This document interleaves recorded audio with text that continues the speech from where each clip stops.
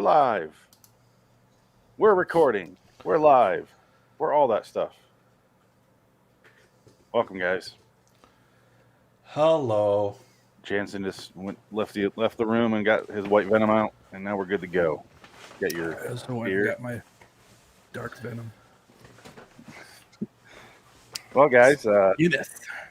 we watched a porno together. I don't know what to say about that. I don't think I've ever done that with my friends. Not since middle school. Dick missed a lot of titties.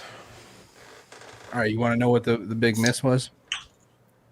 Oh well, yeah. Let's do the thing. It's not a big miss. It's just a funny anecdote. It's not even funny. Quick, and it's we'll get into stupid. All right, go ahead.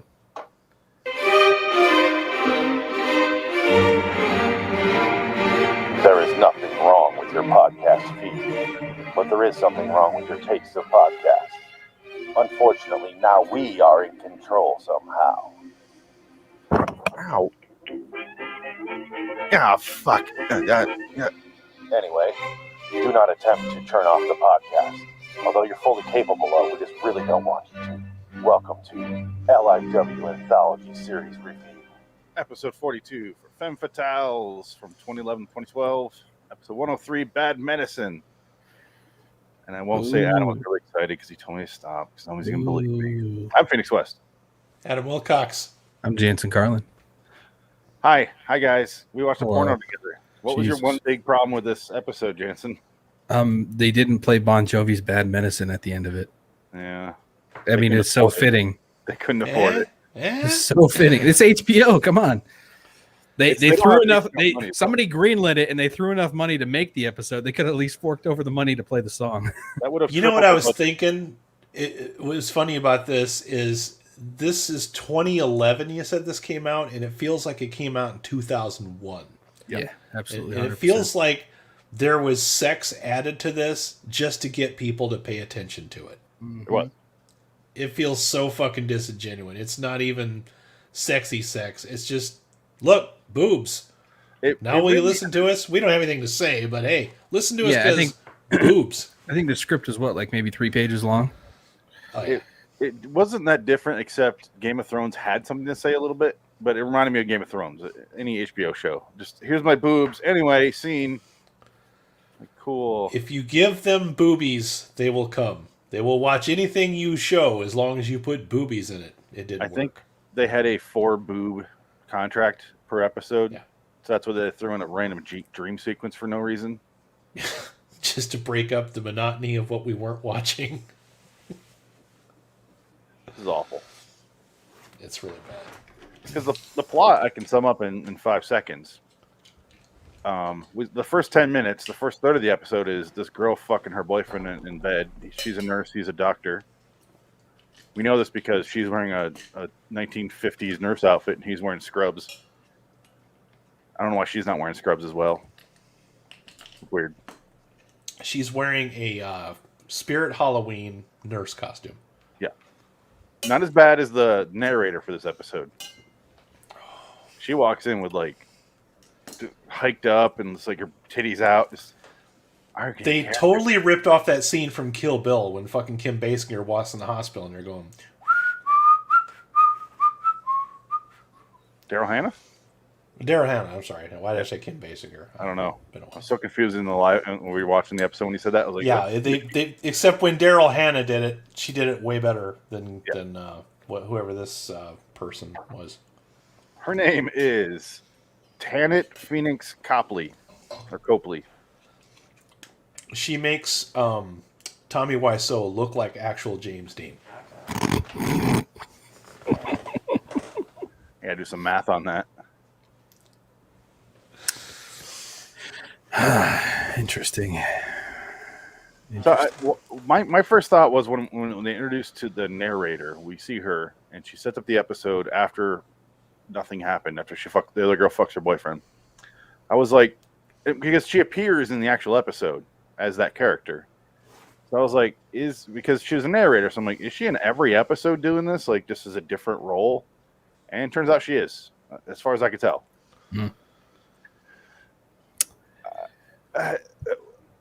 if you're not supposed to jerk off to the show, what is the point of it? I don't understand this. Why even write a script? I just don't get it. Well, I mean, they hardly wrote a script. I mean, like, if we're going to equate it to anything, that's straight up the script that somebody would write for a porno. Like, there was as much effort into it, and there was as much dialogue. So, they probably ripped it off some porno they saw. Straight up. Did you guys hear about Glenn Danzig's movie, Verotica? Or, I think it's called Verotica. Negative. Verotika. Otika. Verotika. Yeah, Verotica. This feels like it belongs with that. Yeah. It Only looks this just as bad. Not as gross. Not as goopy. A whole lot of I haven't seen Verotica. I've just heard about it. I've watched a lot of reviews about it. I'm actually curious, but I don't want to spend any of the money at all to watch it. I have to, like, it just has to show up somewhere, and then I'll watch it. It's disgusting. I'm sure it is. Everybody says it's just atrocious, but it's like that. It's like, hey guys, hey man, it's on Prime, $2.99 with boobs. We can add it to the list. I can show it right now. But you know the thing about that movie is, if we land on anthology movies, we could watch that if we wanted to. It's got 1.9 stars on IMDb. I just took us down a terrible rabbit hole. I'm backing up everything I said. Good God! See, this is why this is all your fault, buddy. Just kidding. Technically, it is my fault. From Veronica here. What the hell? We're gonna get banned? No, he's just showing a picture. This girl has eyeballs on her boobs. Yep. Okay. She has eyeballs where her nipples belong. Okay. Yeah.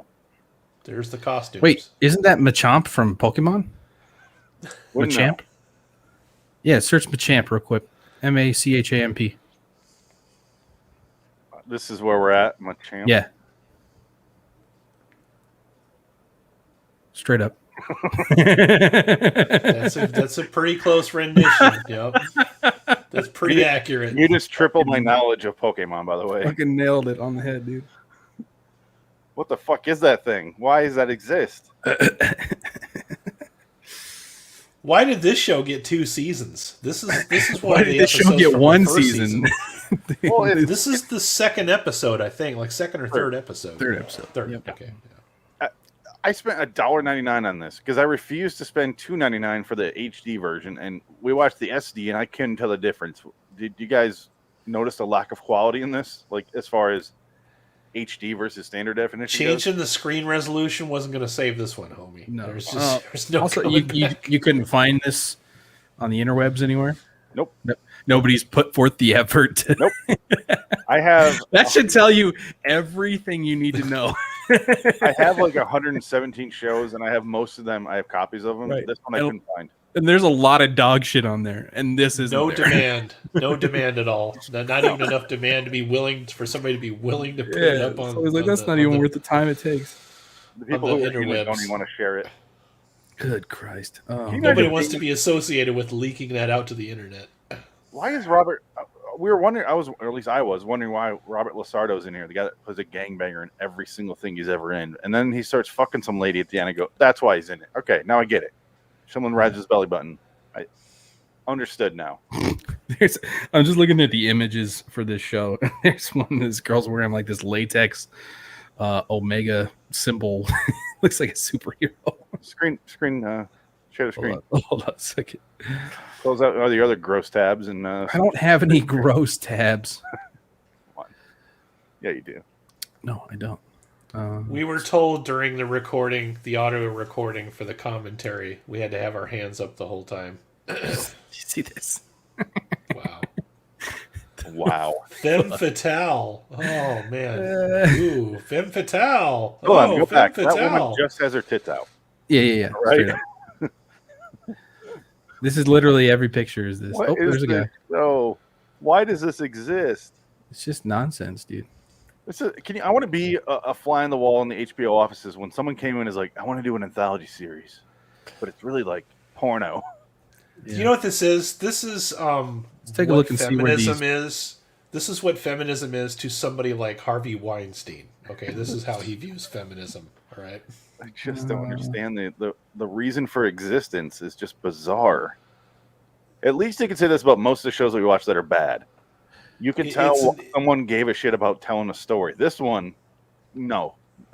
It's an insult to the word femme fatale in general. Like, it should not be associated with this trash at all. Like, they should just call it not Is there quite anybody HBO version. worth a damn in this show? That's my question. Just Robert Lizardo. He's the only one. I don't recognize any of these fucking... So the fact that they have IMDb pictures is kind of amazing. Yeah, right. Like, you got work after this? What happened? Like, Eric Roberts, of course, is in one. Of course, Eric Roberts is in an episode. 2 episodes. He's in everything. He's in fucking everything. Classic. God damn, that guy does just whatever. Yeah. He must have like a really low Reginald Hayes salary requirement. Yeah. This guy? He's know. in other shit. He's in a ton of other shit. Blackfish, NCIS, Heart of Dixie. Okay, but the plot is she fucks her boyfriend. He's a doctor. She's a nurse. Blah blah blah. To the hospital. She tells him to tell his boss to get her schedule changed because she's sick of the midnight shift. That I gathered while they're fucking. The whole sex scene. He kept flipping her, and so it was like, he like doing this thing like a top. It's like he was cooking a steak, you know. Do you ever feel like a wet pancake? I'm gonna flip you as much as I can. But and then it goes to the hospital. She walks into her boss's office, and she's making out with her boyfriend, and it's their 1-year anniversary. Blah blah blah. And then Vivica A. Fox is in it, of course. Adam Goldberg's in one. Oh my god. Oh no. No way. Richard Kind plays Self uncredited. Richard Kind. He must be on TV, like we're watching something. Wait, yeah. It says Self uncredited as unknown episodes. Yeah, unknown amount. So did he just do a walk on, or who knows? Or that he was in the movie Femme Fatale with Rebecca Romaine, Stamos, and Redhead uncredited. This just goes to show you like how fucking much of a joke the industry is, and that all these people went and did this show, and like 99% of them didn't have a career after. Yeah, and the ones that stick out are the people we recognize, because why the fuck are they in this? Right. The ones that are easily going to walk onto another set in about 5 minutes and get another gig, like Eric Roberts. Right. Well, they're getting $3,000 a shoot for hogging down cock, dude. Calm down. Eric Roberts is? Probably. All right, absolutely. Makes sense. He's spending all his money on hogging down cock, or is he getting paid to hog down cock? I got to keep doing these movies so I can hog down more cock. Obayashi, just sucking them dicks. It was Ramirez. Anyway, she freaks out, goes, and then she's also treating some gangbanger. It's Robert Lizardo, and he's got an ice pick in his arm, and she pulls it out, and he starts grabbing her, and he starts screaming at some other gangbangers, "I'm gonna kill you! I'm gonna kill you!" And he tries to get up, and they don't restrain him. They just let him be.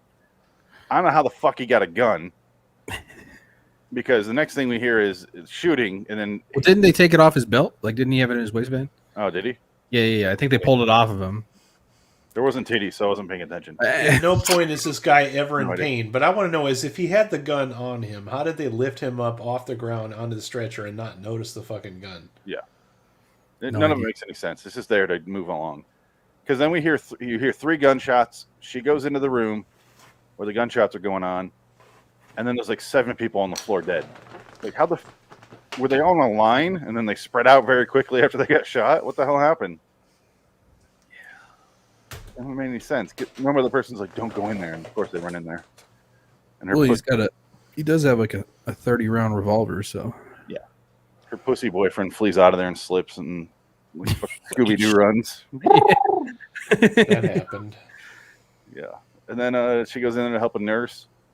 The bad guy grabs her and knocks out the nurse who's so committed to holding her wound she doesn't even let go of her leg. Best acting in the whole show is her taking that punch. She takes it like a champ, just full on. You talk about Dollar Tree Margaret Cho? Yeah, Dollar Tree Margaret Cho. Pulling her up right now. I'm going to that scene because it's amazing. Good shit. Where is it? That was the best part about it. Too far. It's like 10 minutes in. Just watch porn. It's free. It gets to the point. It's sexier. It doesn't have a dumb story to it like this. Doesn't even like. She just takes it, bro. Play it again. He probably really hit her. It looked like he did. Just full on. He's got it right too. Like he's got his finger through the finger protector on the gun, whatever the fuck it's called. And he just fucking uses it like brass knuckles. Just All right, here we go again. She really hit her head on the ground. She's the best actress in this. Yes, she's fucking in this whole episode. She's the only one that's committed to anything. Does she look like she's laughing? I think she's laughing.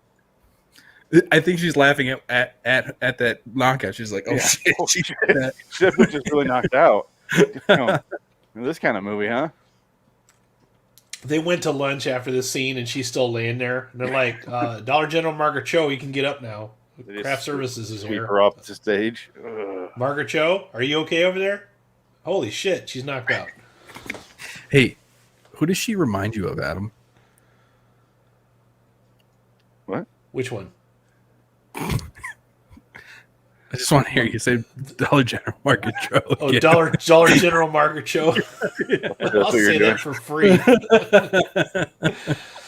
Dollar General Margaret Cho. Best part is she looks 0% like Margaret Cho. Yeah, that's a little bit racist, bro. I'm pretty sure she was Latina. She looked white. She looked like an old white lady. Yeah, I'm looking at her. Wait, what's her IMDb? What was she gonna be in her nurse who gets knocked in the fucking face? No idea. Fucking nurse. Nurse that gets knocked in face by gangbanger guy. She looks more like Jennifer Tilly. Shit. I don't know. I think she looks like Margaret Cho. I don't get it. Although, to be fair, she does look more like an actual nurse than anybody else in this fucking episode, because most nurses are chubby, crabby ladies that don't want to be there wearing scrubs, not these stupid Spirit Halloween nurse costumes. Yeah. Yeah, the mini skirt one, and they got the lingerie peeking out the bottom like the narrator. Yeah. I've been in a hospital many times enough to know that that's not what nurses look like anymore. They usually look like people like, God, I hope she's not mean. She didn't even get credited. Damn. That's or harsh. She's one of those people without a picture. No. Like, there is no credit for her. She's credited as Alan Smith. There's 7 people listed in the main cast and 4 people listed in the rest of the cast, and she's not one of them. They hired her from a temp agency. Yeah. Oh wow. Yeah, there's like nobody on here. Yeah, it's crazy. I don't know, but they credited Redhead though. Yeah. I mean, she wasn't Amy, was she? Who's Amy? Who the fuck is this girl? I have no idea. Okay, so the rest of the episode is just the gangbanger dragging this bitch through like the fucking boiler room of the hospital, and somehow they go through there evading from the police, the worst cops ever. They go through the boiler room and they come out and they're just back in the exact same spot.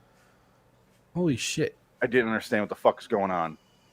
I didn't realize the main chick, the one that's in all of it, is married to Charlton Copley.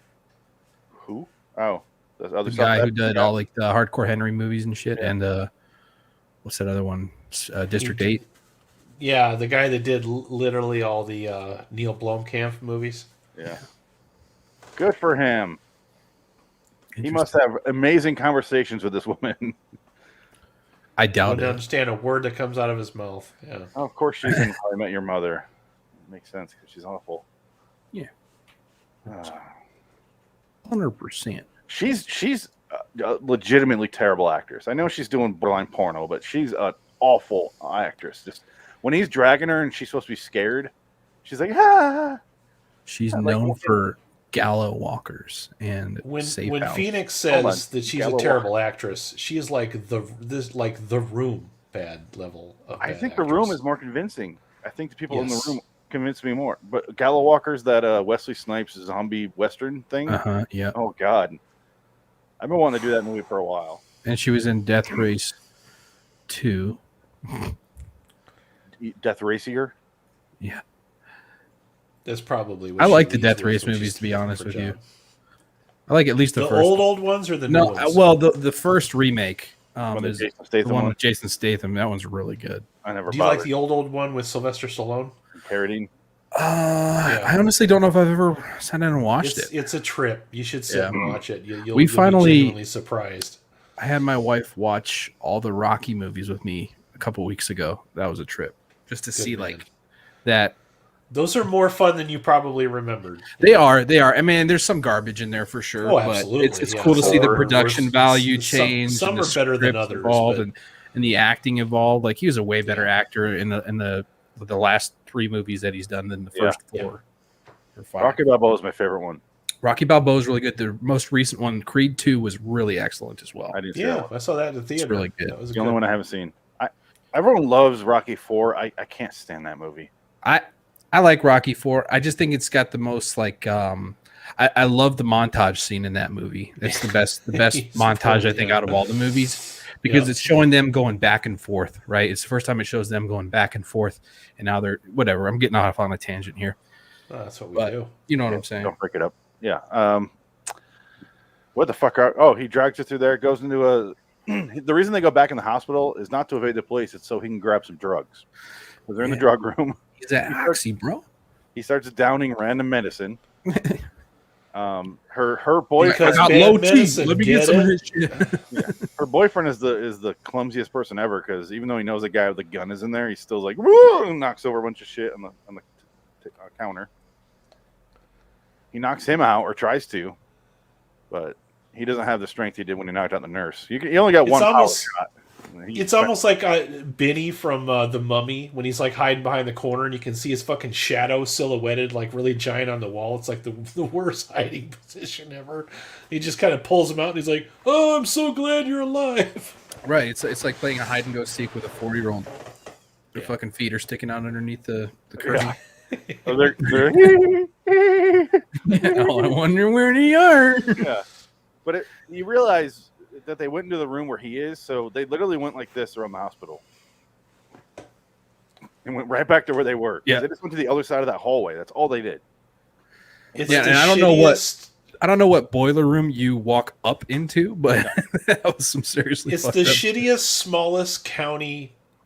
Fuck me up, you die in the waiting room hospital you've ever seen, populated by sexy nurses. I was waiting for like dead, do not enter to be like on the doors. Like, it was like that. They wanted to make it look good and artsy, so they went, let's do Dutch angle. They and it was the only time. It's the Beatles waiting room, like they're just kind of sitting out there half dead, you know. It was the only time they did shit like that too. Was that one shot? And I'm like, why? Why would you do this? This completely fucks with the entire composition of the episode. And not like you had anything going for you to begin with, but this is out of place. It was a talking point, and here we are talking about it. Fuck. All it had to be. It was the laziest thing. And they keep it because the bad guys run by and it's there, and then the cops come in and it's still Dutch angle for no fucking reason.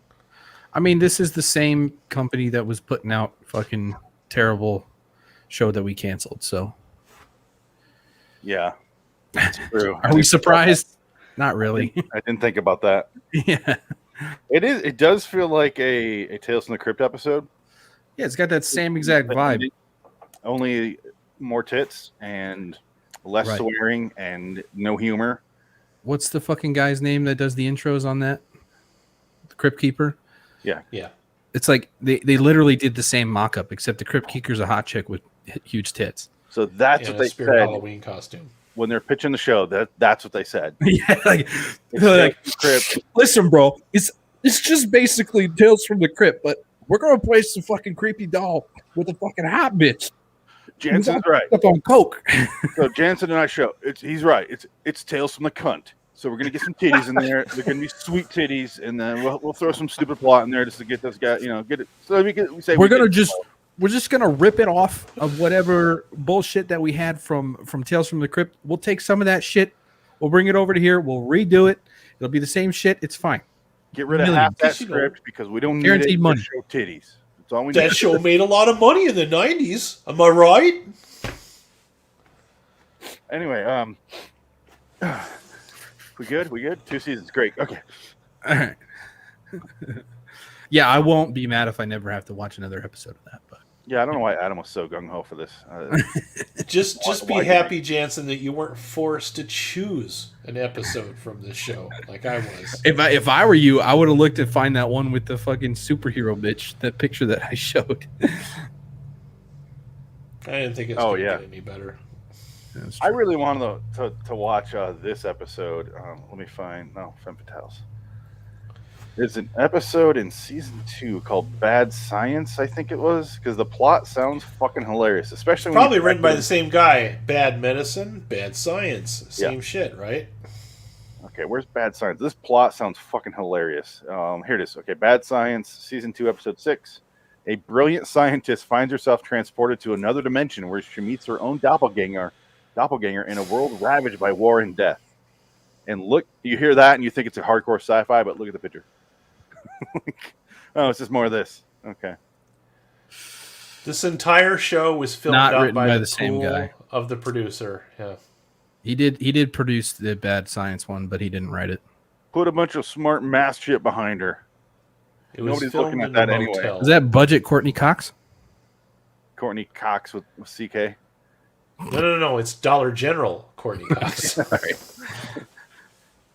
Excuse me. Man. There's a trailer. There's a trailer on here on IMDb. Why does that exist? Ugh. Holy shit. Oh, God. The trailer just has a big door. It says "Do not open bad episodes" inside. Oh God. What happens after that? Oh, okay. She ends up injecting him in the neck with some sort of weird green serum that's just sitting there loose on a shelf. He starts to, you hear like the that sort of drug effect thing, and she says it's like propofol or something like that. You can barely get the word out, and then she pulls a gun on him, and he taunts her and says he can't do it. And then the cops come in, and he gets arrested and says like, "You're never gonna find me. I'll be out shortly." And you're like, "You killed like 7 to 8 people. How are you gonna be out in 10 years? How's this gonna work?" Pandora. Have you heard of this, Adam? So the guy that wrote this episode also produced this TV show, or is producing this I TV. have not heard of this one. Yeah. Oh, it's on the CW? That's why. Yeah. Okay. Yeah. It's on the CW. Yeah, They're having a new kung fu show on the CW. Oh, dear Lord, why? Kung Fu's back, dude. Just like jeans. Or Did jeans ever leave? Denim. The CW is almost the Hallmark channel. Yeah. It's bad. The last TV show I watched that came from the CW was Supernatural.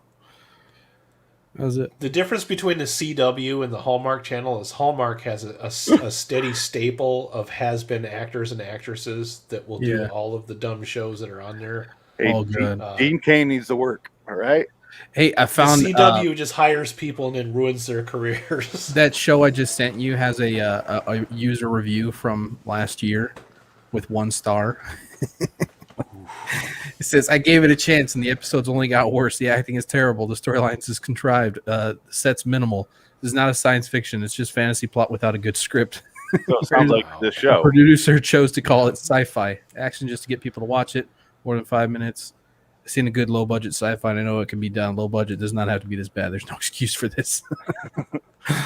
Are you reading a review for Femme Fatales or? No. This is for that show I just sent you. It works for both.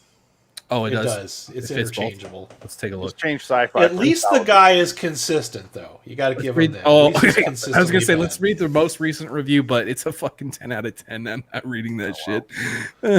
Hold on a second. I love all the somebody random- owed somebody random some money. specs. Wait, what? Why is there so many 10 out of 10s? Oh, here's a 1 out of 10. Okay, all right, here we go. 4.1. The show. No, I got a 1 out of 10. Here we go. When I saw the preview to the show, it looked like it had a real potential and promise. The idea was solid. The cast was good looking. It seemed pretty good on paper. After watching the few episodes, sadly, I have to say the show is just bad. While elements I've originally mentioned remain true, they don't make up for the atrocious acting. Seriously, besides for the 2 or 3 people who've actually acted before and know how to make things seem fluid, the entire cast just plain out sucks. Right from the beginning, their visual cues don't line up with their bodies. The actual facial expressions are wrong, and even when they hit it in the first episode, it's so pathetic that you can see their hands or weapons missing or the person entirely. Seriously expected to see the word wham as one girl. Bam, boom, Batman. Yeah. They knew how to act. There's more than I can say for this pathetic lot. Please, next time you make this show, get people to know how to act and look good, not the other way around. So I guess in this episode that we watched, they're playing a scene from Creepshow in there, which is an EC Comics movie. So, and also is Tales from the Crypt. So there you go. Interesting, man. Some crossover. Fucking comes around, goes around, I guess. Femme Fatale has a 5.9 on IMDb. That's higher by far than Pandora. It's, you know what, dude? It's the 5.9 comes from the guys who put comments on Pornhub. Okay, that's the audience right there. And look at this. The movies it recommends or the other shows, you know, they're all borderline porno. We forgot to mention that even the sex scenes of this show are the most anti-sexy sex scenes that we've ever seen, because no matter what sex scene they went to, they would always find like the most obscene, stupid music to put to that scene. Like whatever they made was like at one point we had like Caribbean music, and then at one point we had it sounded like the mariachi band on the border, if they had mariachi bands. One sounded like an organ grinder monkey. Yeah. It may as well have been a Benny Hill theme. Femme Fatales, 8 out of 10. Just got the DVDs. Oh, God. That's what it says. And then it says, just got Femme Fatale Season 1 and 2 with a Christmas gift card for myself and love them. Wait, money was spent to put this onto DVD. Yeah. Oh, shit. Okay, what the fuck? Okay. What I think is great about this show is you don't know what to expect. Just like the Twilight Zone or Tales from the Crypt or even Tales from the Dark Side. Each episode is its own story, so it's different. Oh, you son of a bitch. Ooh, that hurts just listening to that. And one says 1 star, kill me now. That's the title. Ouchie. Cool show. This is a truly awful show, not QT. Maybe we need 20 years. This one reads like a freaking Trump tweet. Good looking girls, but the rest is terrible. Bad acting, bad story. There's just no surprises. It's like the actors make up the stories they play. Just plain bad. I have no idea how tremendously bad.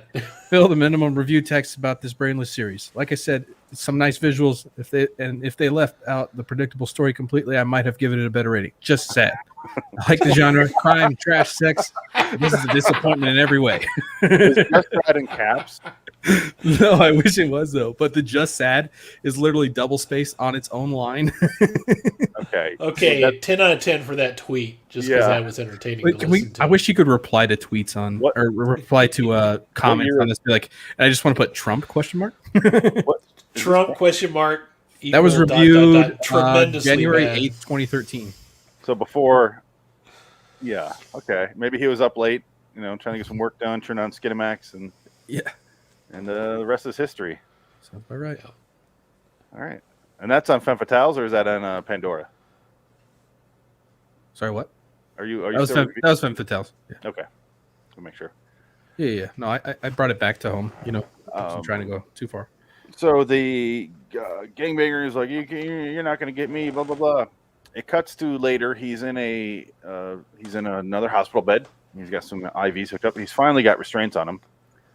There's a French press on a stand next to him. What the fuck is he doing with that? We ran out of medical supplies. Just put fucking kitchen shit in there. Nobody. Did he still have Modelo pumping into his veins at this point in the IV? Jose Gold. We were making comments about how it looked like he had Cuervo Gold pumping into just a yellow IV. Like, wait, you couldn't even just put water in there? Like, just full on dehydrated. Have you even seen an IV before? Okay, so I'm gonna show this so we can see the French press, because that is a fucking French press. Here we go. All right, right there. No, that's a jar. You don't put liquids in a jar like that, though. No, you don't. But it is a jar. That's the jar that you put the dirty combs in. No, that's the jar that you put cotton balls in or some shit. You know what I mean? Or dirty combs. I could see that if it has the pole going down. I can't play anymore because someone's about to walk in and fuck him for no reason. He's laying there in bed, and then some fucking redhead comes in and just bangs him. How many sex scenes were in this? 3? 2. At least. 2 plus the office scene. What? Sorry, what you ask? How many sex scenes were there? Oh, I thought you said how many seasons. Just 2, right? Yeah, the beginning and then this. Yeah. The third one wasn't a sex scene. At the very end. Yeah. There was no. It was good, looking like it was going to be another sex scene. It looked like it was going to be a full-on gotcha. Scene. Yeah. I'm glad they didn't do the reality. BDSM. And our nurse kills him. She gives him something that makes him paralyzed, and then she kills him off screen. We go to the narrator, who's in like close up, and it's overlaid over the hospital for some fucking reason. She does her little Crypt Keeper outro, and then it cuts to our main character Violet with her ex-boyfriend / current boyfriend, and she does the same thing to him. No, it cuts to the nurse lady, the narrator, when she's about to shock him with the things. Then it cuts back, and she shocks his dick, and then it goes away. Yeah. Forever. The narrator has to explain to the 13-year-old pantless audience that's watching this what's just going to happen and what the whole episode's about, because nobody would ever figure out this diabolical plot. Well, let's hear her outro. Hear and see. Here we go. Oh, I got to turn sound on. An electrifying experience. Who gives a shit? And as for She's about to shock his dick. looks like Greg is in for an electrifying experience. And as for our sweet-nosed Violet, she's blossomed into quite a woman. A newly minted femme fatale, in control of her own destiny and administering her own dose. Cut back to Dick Shock. Yeah. That's the only thing it's missing. No, please. Clear! Please don't. Clear. My God, it is literally. I just realized it literally is the fucking Crypt Keeper without the giggle. It's the same shit. It's the same setup. Yeah, there's no difference. Not at all. You know what blows my mind though is like, wait, I guess it doesn't blow my mind, but there's more gore in Tales from the Crypt than there was in this show, and it's newer, and probably got a worse like. It's not a horror show though. No, but like you would expect a little bit more theatrics to the shit that's going on there. Like Femme Fatales, they're killing people. Like we would expect a little bit more than that, but it's really all about the Femme, not the Fatales. They don't even show when she shocks his dick. They cut away. Yeah. They don't show her kill the prisoner. They cut away from all of it. I don't get. Maybe they spent too much budget on paying these actresses to show up with their tits out than they could on makeup. I just don't. I'm amazed they even showed any, because I really thought they were going to show, she was going to shock his chest. And I pictured them shooting that scene and go, this looks fucking awful, even for this show. We're not showing that. Just cut it out. We're not doing it. Yeah. But no. Cuts back and she's shocking his dick. Yeah. There's like a motorcycle war happening outside my house. What is happening out there?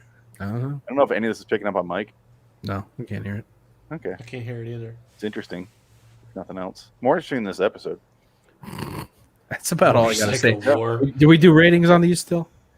Oh God, I haven't even thought about a rating. Yeah. Shit happens, Jansen. What do you want? Oh, you want me to give you a rating? Yeah, I just want to say shit happens. Oh yeah, shit happens. The callback. 2. How does one rate this though? Did you hear that? Yeah, I did. That's actually me. That's on my end. That noise. Yeah. No, that was me. There's a guy outside my window with a fucking rice burner. Hey, there's a guy outside with my window. I'm just kidding. Are we in the same house? I think he's got loud cars and I do too. So it literally does sound like a motorcycle war. I guess these 3 podcasters learn how to be in the Twilight Zone. Femme Fatale. Yeah, no, 2 out of 10. I obviously the coked up person that got this greenlit deserves a credit for getting something greenlit and actually completing something, right? And getting a second season of all things for it. So that's about all the credit I can give it. Beyond that, it's fucking hot pile of garbage. So 2. Yeah, I'm gonna. All right, I'll go next. I don't agree with the femme fatale thing. It just turns her into a psycho murderer. Yeah, there's a difference. Now she's a serial killer. That's she's it. Just a serial killer, and she's a fucking psychopath now. I didn't feel there was no justice at the end. The guy cheated on her. That's it. Break up with him. You don't have to shock him, kill him. You fucking die. You die by the dick. Dick shack to death. Yeah. What the fuck was that, you psycho?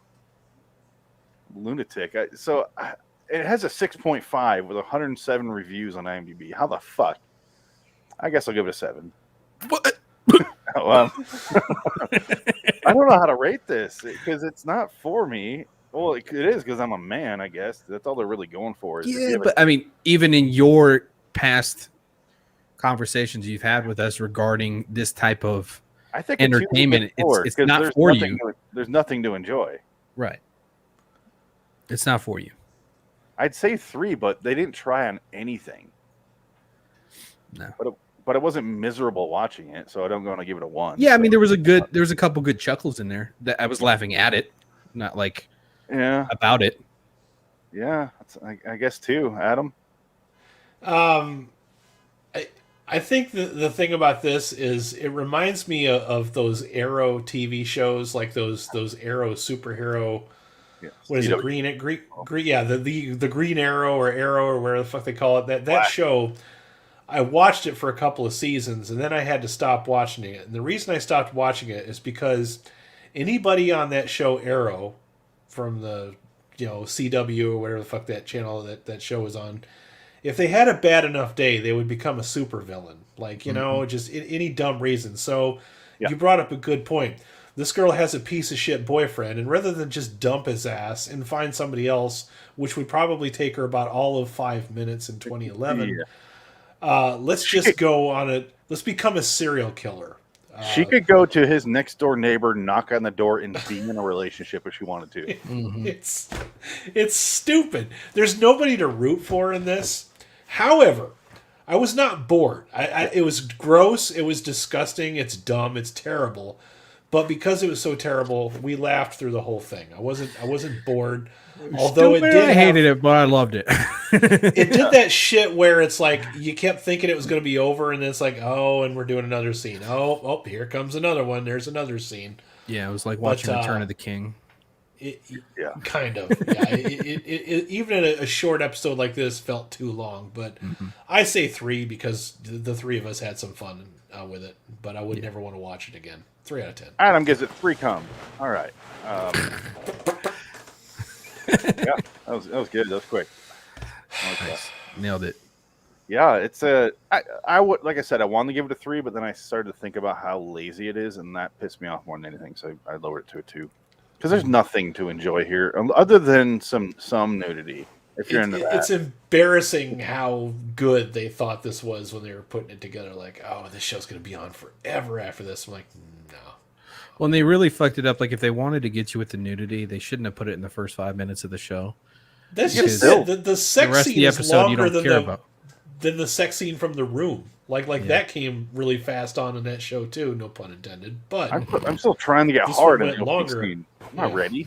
And then it's another 20 minutes until they show it again. So that's too long. They have the longest sex scene, the longest fake sex scene you ever saw, and then they roll the credits, and then they start the story. Yeah, it's fucking weird. Nothing to enjoy here. Yeah, it's one thing when sex scene adds to the plot, but it's another thing when a sex scene literally has nothing to do with the rest of the show. Or, Jansen, if you're going to have a sex scene, at least be sexy about it. It's not even a sexy sex scene. It's a kind of an awkward, dumb sex scene at that. I mean, it's a 13-year-old's fantasy type deal. It's not. We've seen better. You see his thrusting ass shows. Mostly what they show. Yeah. His it's framed for gay men. I don't know what else. I've seen more convincing sex scenes in Black Scorpion than this shit, So that's a terrible movie. So. Oh man, I was gonna search some clips from that, but I can't. Yeah, so if you guys are gonna watch any more of those, lose my number. There we go. This is mostly what you see. The promo, Yeah, bro. just that for 10 minutes from that same angle. Doesn't even like transition. And he just keeps spinning her. Yeah. Keeps flipping her like Fucking- she's a steak on a grill. Yeah, just- Unfortunately, speaking of well spinning, done on this Using his side. dick as a spatula. It's fucking- speaking of spinning dick, here's our next episode. It's Dick's turn to pick from the spinning wheel of awful. And he's not here, so I guess, Adam, tell me when to stop shuffling. Oh, I'm I mean, not I picking should- again. No, not after I this should get to shit. pick. Hell I no. should get to pick to fuck with Dick. Well, you're not Absolutely gonna pick the not. I'm episode, not but picking again. You No can way. Click. All right, tell me when to spin. Spin. I forgot about this.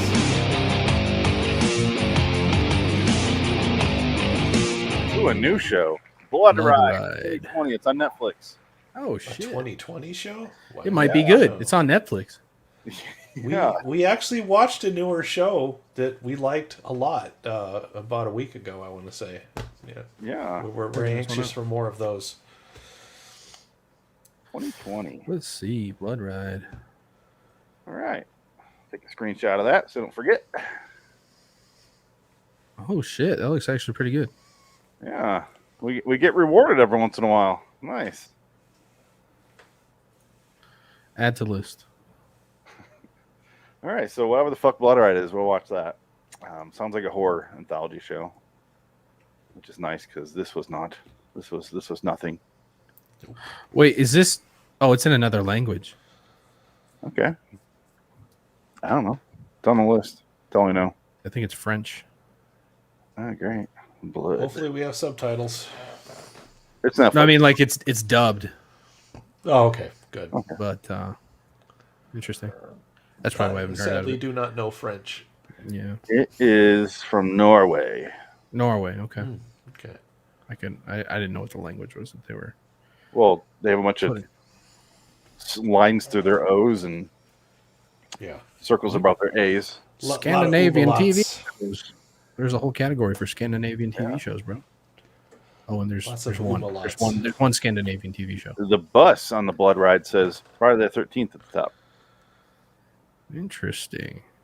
Intrigue.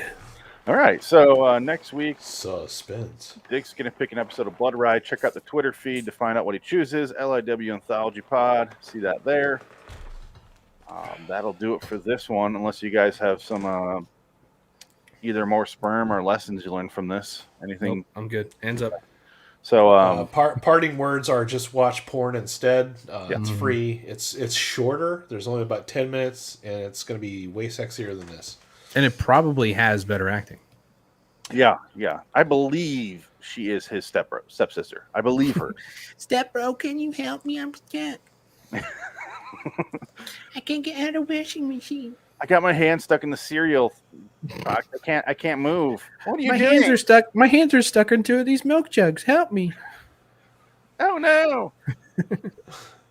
Yeah, porn is ridiculous now. Edward Milk Jug. It's called a Hands. rape. Wait. Did you just say porn is ridiculous now? Like porn hasn't Yeah. been ridiculous since day one. Well, it's comedically bad now. Yeah. Where it's I think they're doing it on purpose now. Edward Penis Hands, Volume 8. a lot of penises. Nice. Anyway, LIWstudios.com for me. RaidersOfLostFlix.com for me. A whole lot of nothing for me. Oh, All right. It's okay. I don't. I'm you're here for this. still I'm here for special you to guys. us. All right, guys. Until next time, in the meantime, I'm Phoenix West. Adam Wilcox. I'm Jansen Carlin. So long, citizens. So long, femme fatales. Hopefully, we never meet again. That was some bad medicine. No, he did it. He did it. Wow. Did you just freeze frame? Wah, wah. Just fucking. You got a freeze frame on that. Wah, wah. Oh, A pile of garbage. I'm sorry. Wah, wah, wah, Recording over? wah. Now it's rolling. Oh, okay. I'm gonna grab another beer.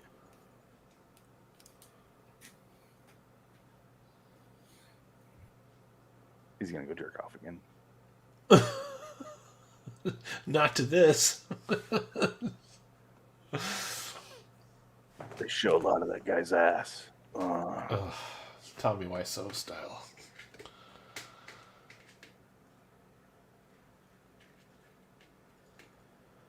I always thought that was funny the first time I watched The Room. I'm like, can we just establish who this guy is first before we have to look at his ass? Or no? Well, we're just going to do this? Okay, fine. All you need to know about that character in movie is he's a good guy and he has a nice ass. It's it. It's all he's got going for him. The banker with a nice ass. Everybody wants to screw him over. We're recording. You said this came. Like, I've been consistently. I was going to say completing. No, nice. All right, that checks out. What the fuck was that? Adam, we watched the porno. We did. It wasn't even a good porno. That's the sad thing. We wasted our opportunity watching a porno, and it wasn't even a good porno. Well, awkward would have been if they just cut to like hardcore pornography. And it was like, oh dear God, why? Well, that's why we don't show those things live. He's doing that weird thing where he's like doing squats and she's below him. He's stuffing it in her mouth. That always bugs me. I'm like, oh, teabagging it. Yeah, no, that's like when they drop the dick down and they just, okay. How is that fun for anyone? It's a lot of cardio there. A lot of cardio. How did this show last 2 seasons?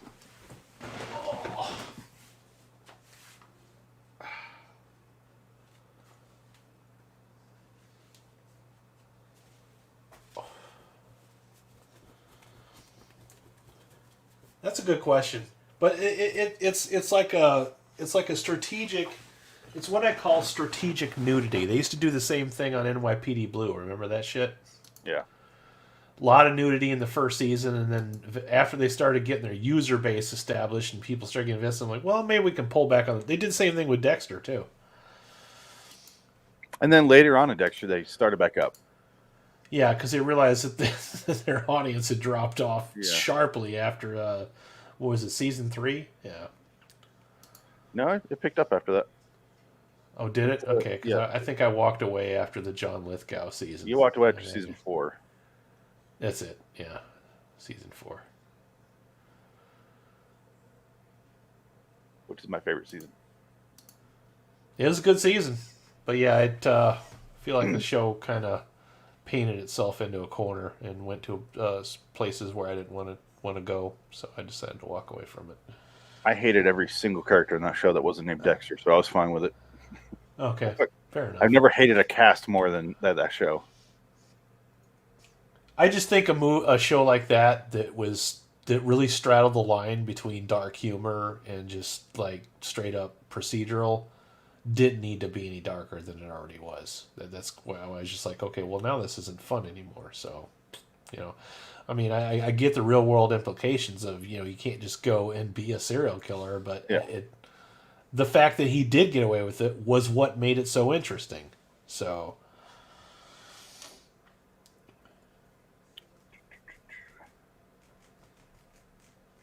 The fact that you liked Deb means we had completely different opinions of that show. I fucking worst character I ever watched. She cracked me up. I hated her so fucking much.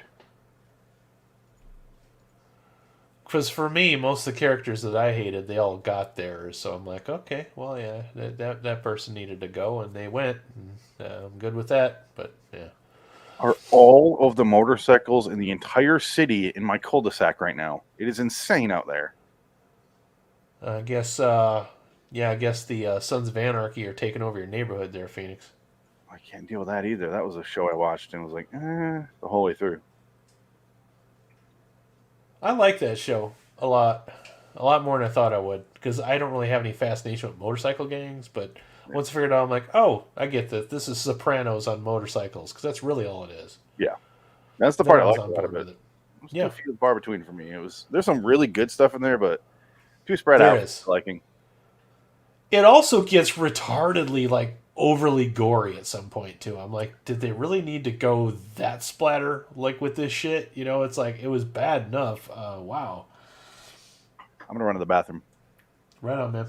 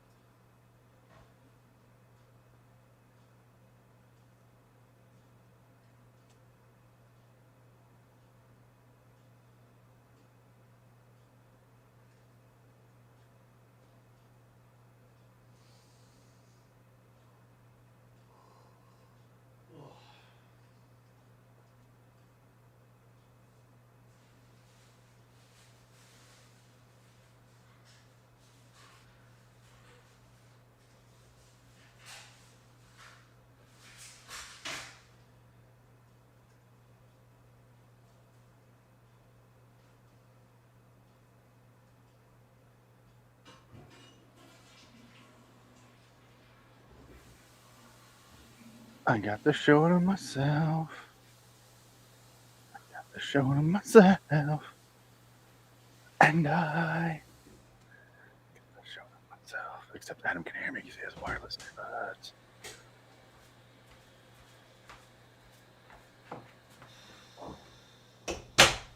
I like hearing everything Adam does because he didn't mute his mic. Did you like that long piss that I took then? I did. I literally heard you washing your hands. I had the damn door closed too, and you could still hear it. That's fucked up. I missed the piss, unfortunately. Darn. I was hoping that would be the highlight for the streamers. I'm sure it was. I wasn't here. You would think that streaming and piss would go hand in hand. That's some bad medicine. Oh. Bad medicine is what I need.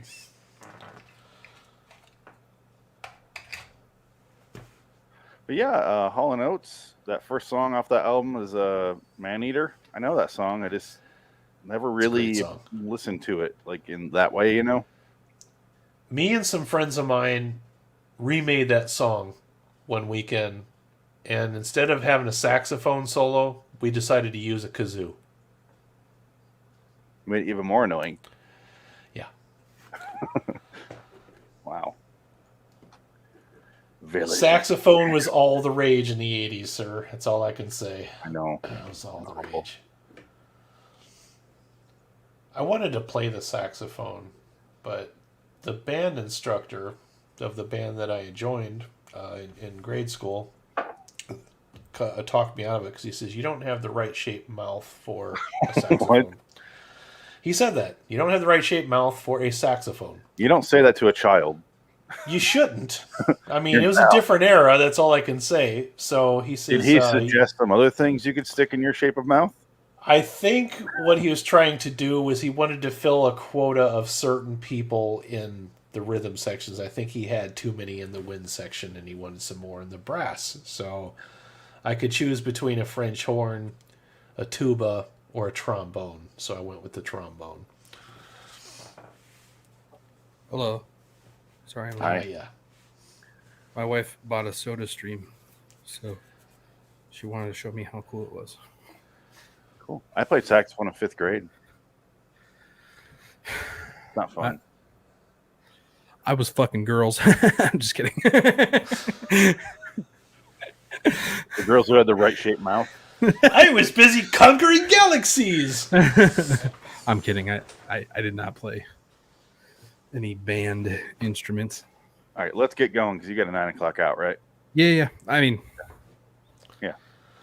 All right, let's do it. Oh, 1 second. This will be quick. Of course, it made me do fucking that. John Carpenter, I swear to God. Funny guy. So that means you need to be out by midnight my time, correct? Yep. All right, we're good. We're Hour. recording. We can do this. All right. Theme song. LIW John Carpenter review. Keep going. Episode 11. Village of the Damned, 1995. I'm Phoenix Wright. Adam Wilcox. Sorry, I'm Jansen Garland. Hi, guys.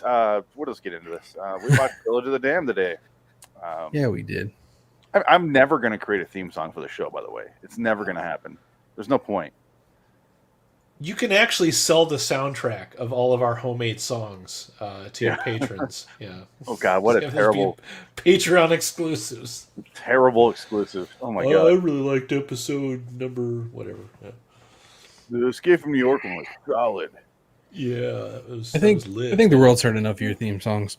Right? Yeah. Yeah. Even the Anthology Series review one, I'm sick of. And I'm like, this is... Just remake it, dude. Who cares? It's your show. Do whatever the fuck you want. No. Or just get rid of it. Whatever you do, just don't do that obnoxious thing you did with the things that can burn in hell thing, where you have that it sounds like you're blowing it. Worst. Every time, I'm always turning the volume down. God damn, my headphones are blowing. Motherfucker, everything he does. That shit is deafening. It's not he loves it. Can he not hear? Does he have the world's shittiest headphones or? He did it on purpose. That's the funny part. Oh yeah, it gets your attention because I was telling him, I used to watch those shows and then I kind of doze off towards late at night, and then the next episode started with Phoenix West, and I jumped 10 feet and fuck, I gotta turn this off and go to bed. Yeah, I don't know what you're talking about. Yeah, I'm sure. You don't know what we're talking about. Wonderland Studios. That, yeah. The megaphone shit. That fucking ear rape. Phoenix West. God damn you. That is some punishing shit right there. Yeah. I swear to God. Anyway, Village of the Damned. Okay. We're not going to get... Quick question. I don't want you to jump into the show yet. So in the movie was... Starts off... Yeah, go. Is this... I know you like John Carpenter. Right? Yeah, that's a given. Okay. He's a little more indifferent about John Carpenter than I am. Yeah. Would you put... I mean, I know you... Well, where would you guys put this in the scale of John Carpenter movies? Is this one of your more liked ones, or is this... Great question. Put a pause on that. We'll go round. God damn it! Just answer the question, motherfucker. No, we're going to answer, but we're going to go round table style like we okay. usually do.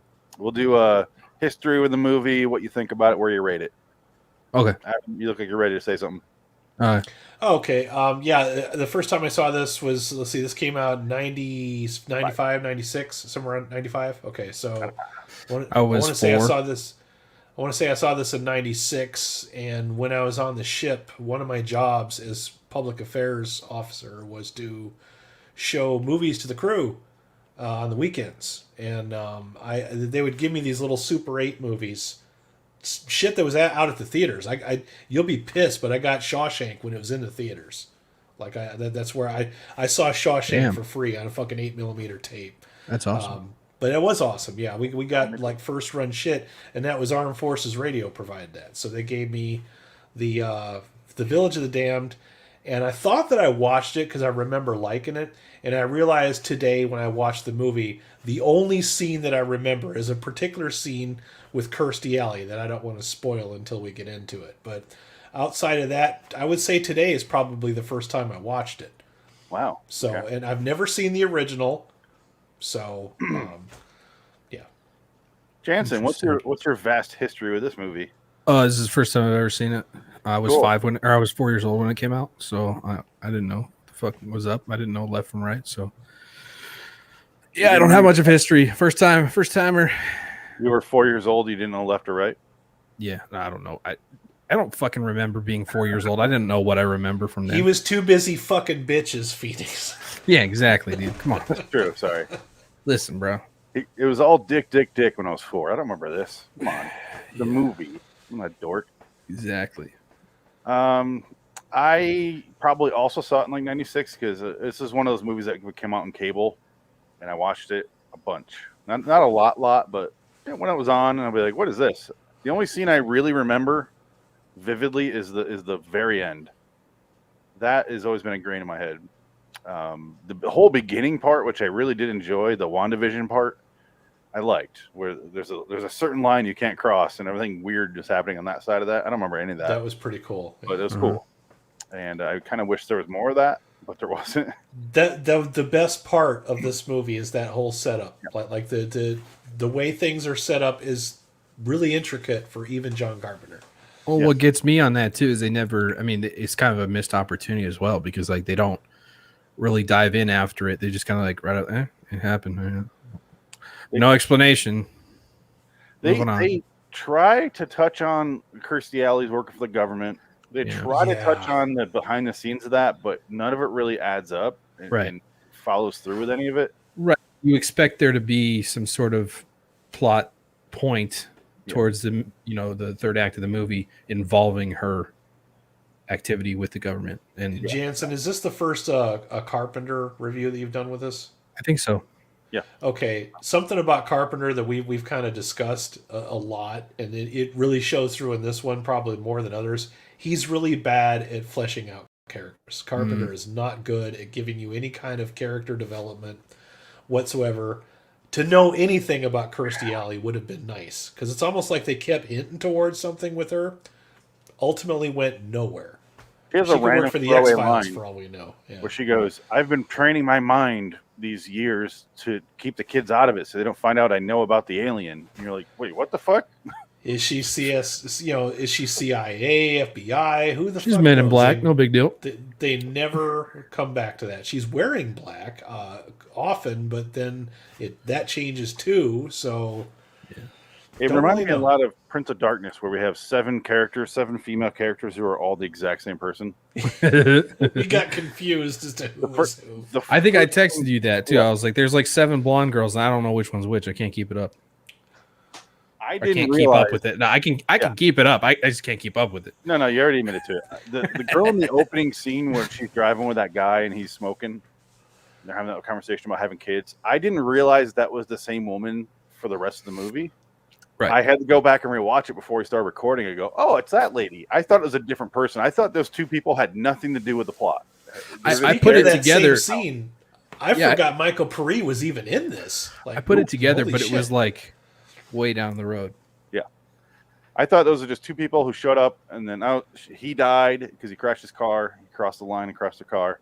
And I was like, what the fuck happened to her? I guess we'll never know. And I didn't realize it was the same person throughout the rest Michael of Peri, whose his career rose and peaked in the 1980s. He just never transitioned after the 80s. It just stopped for him. He's barely in this movie. I think he has about 5 lines. One of the lines, I wrote it down because I'm like, wait, what did he just say?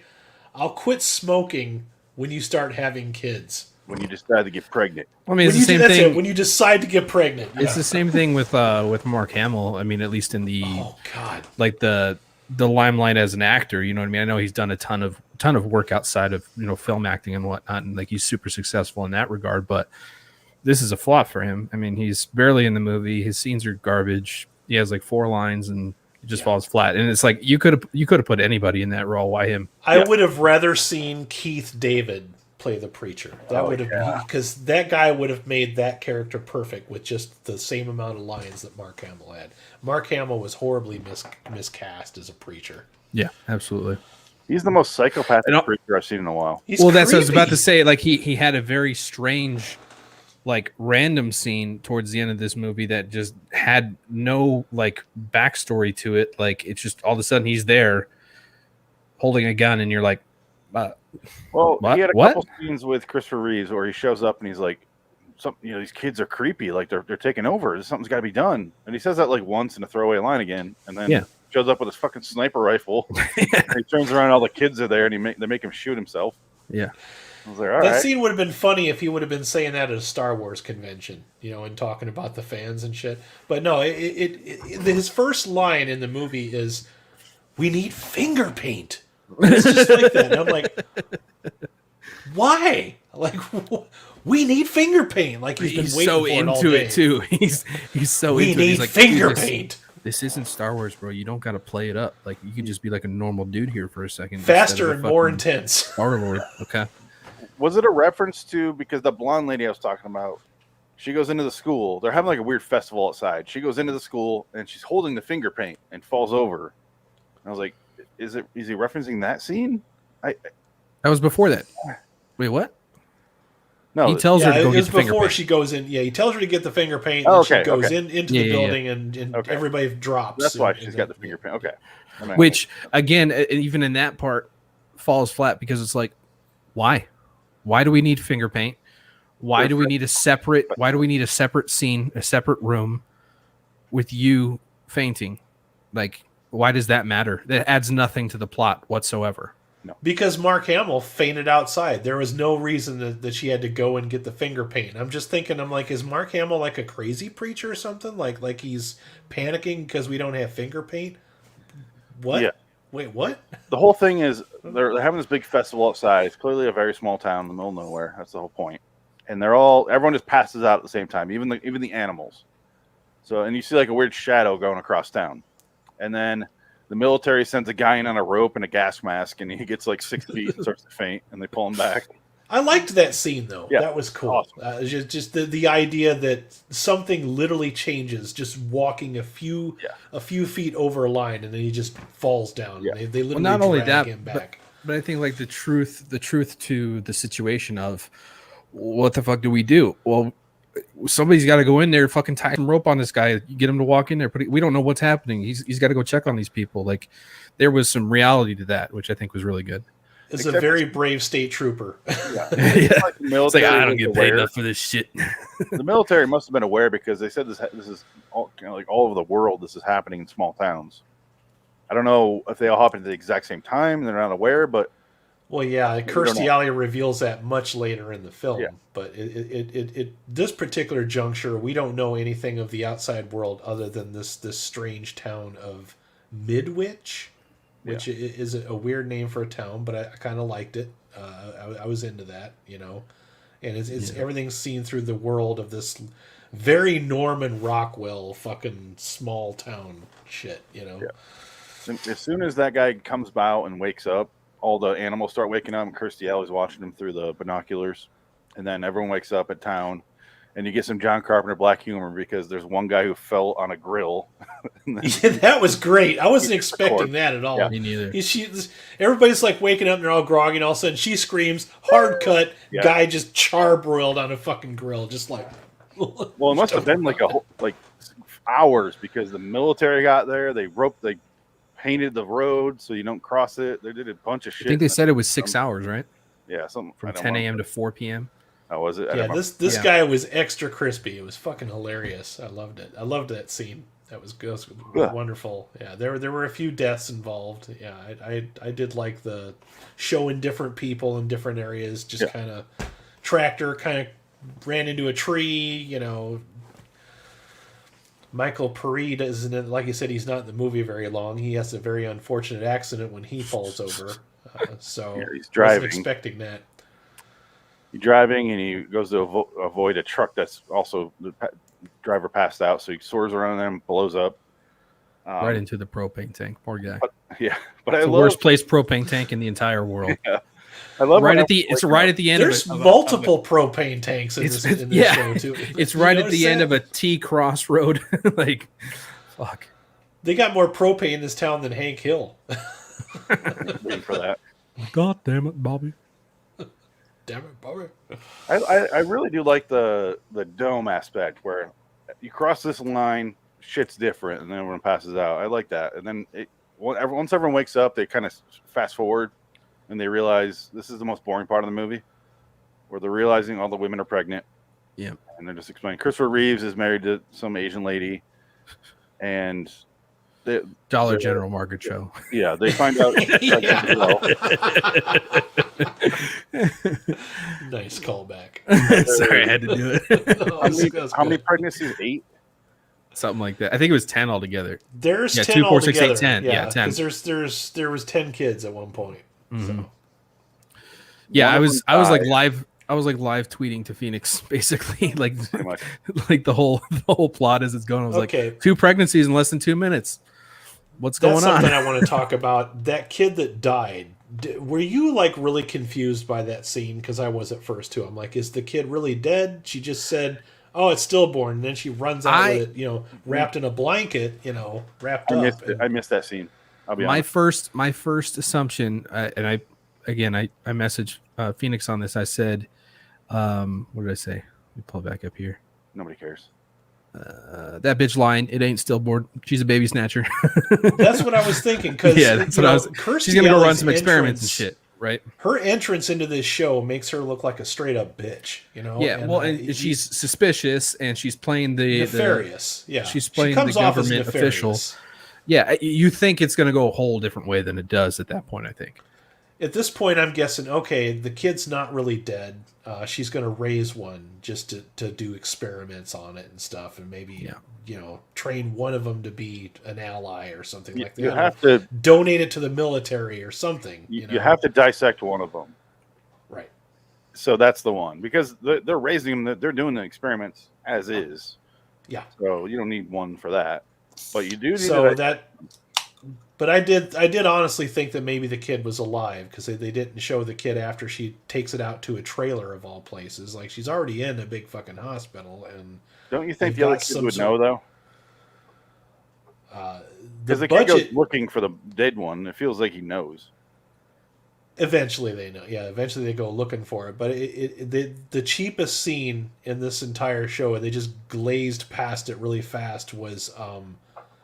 she's asking for more funding, and she's just sitting in a dark room talking to the camera. Benson has left us. Now he's off the show. Oh, hey, he's back. You said you're off the show. I'd be right back. I said, no, you're off the show. My thing was like freezing up. I had to reset. Okay. A couple thoughts about Kirstie Alley. I'm kind of amazed that the casting didn't cast her as Christopher Reeve's wife. Obviously, they wanted her in more, but I assumed she was going to be the love interest for him. She just got done with Cheers, bro. She needed something big. Well, yeah, I assumed she was going to be the love interest. They're going to be married because that's how most movies would cast those roles.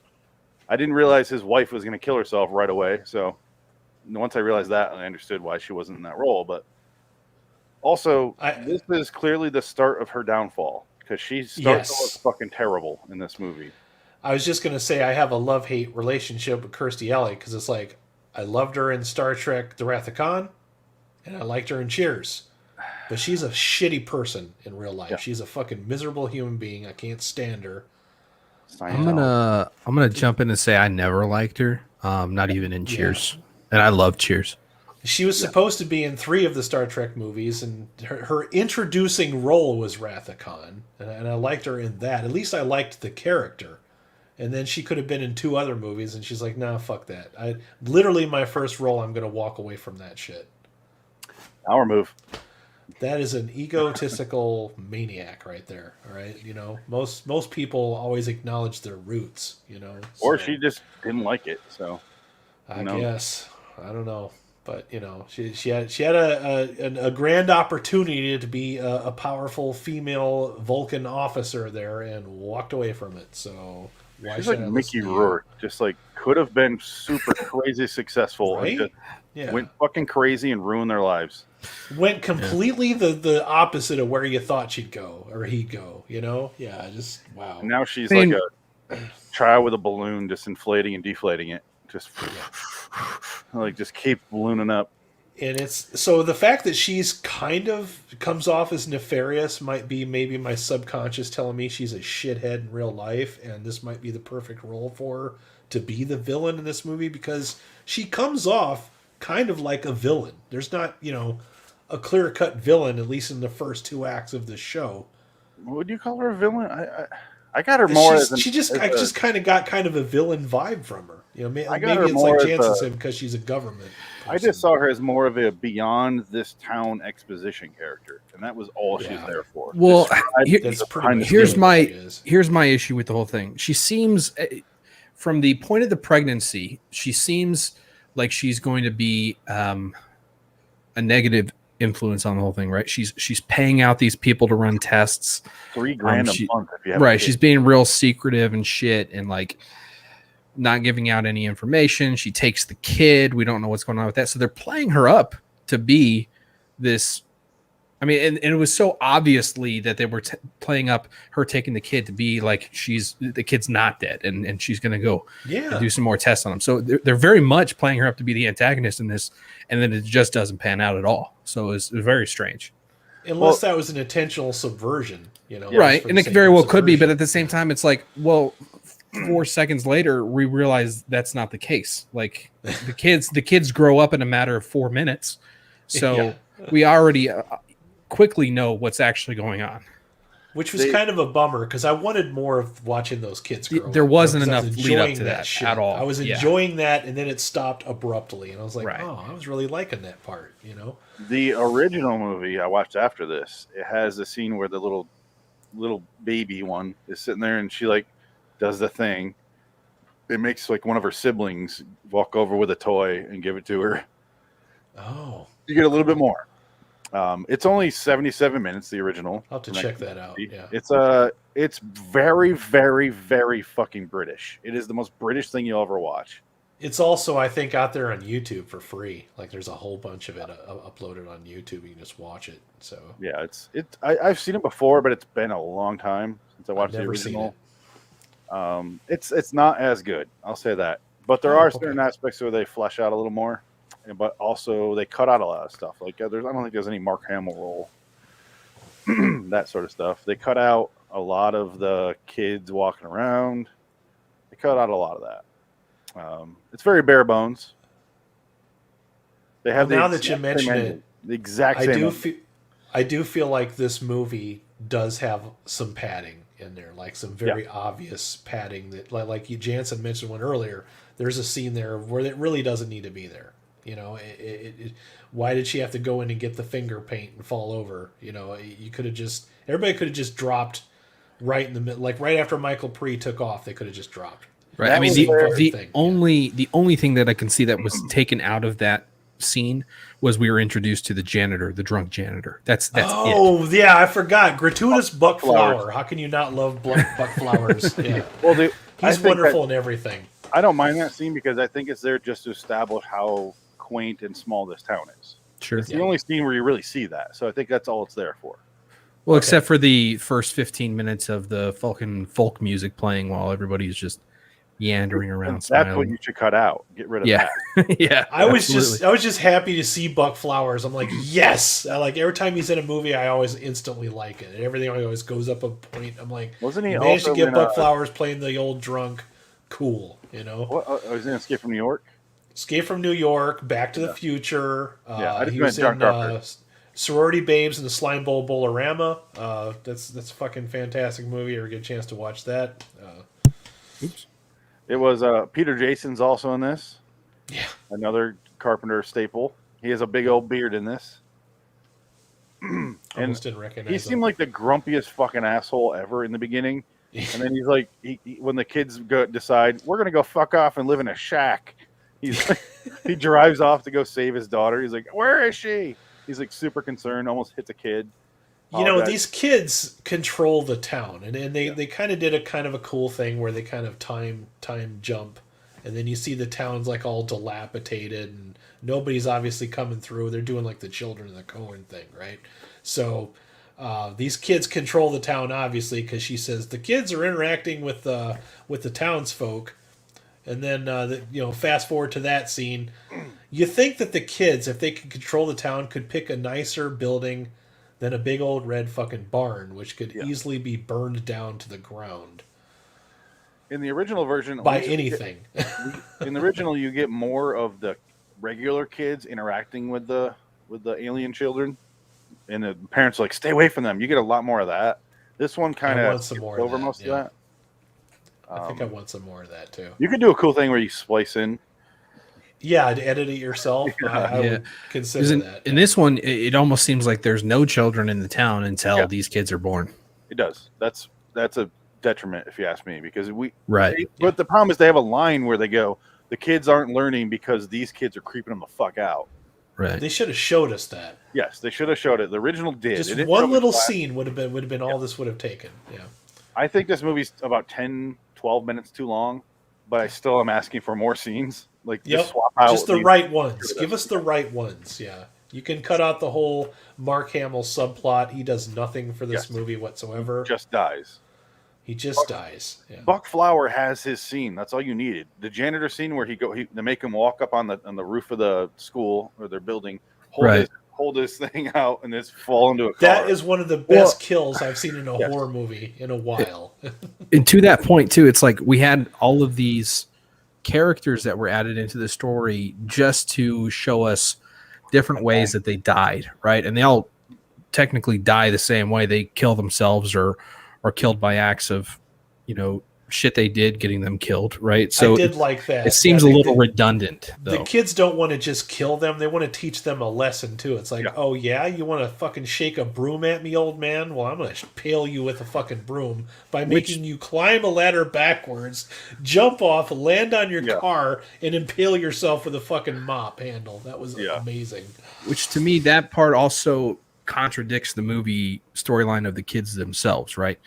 They're all about you're letting emotion into this and that you don't need to bring any emotion into this. Well, then what's driving you killing all these people in the way clearly that you're they get them? Pissed, yeah. Right. He hit the kid with the back end of a broom handle, like he tapped him upside the head barely, and you're going to fucking murder the dude.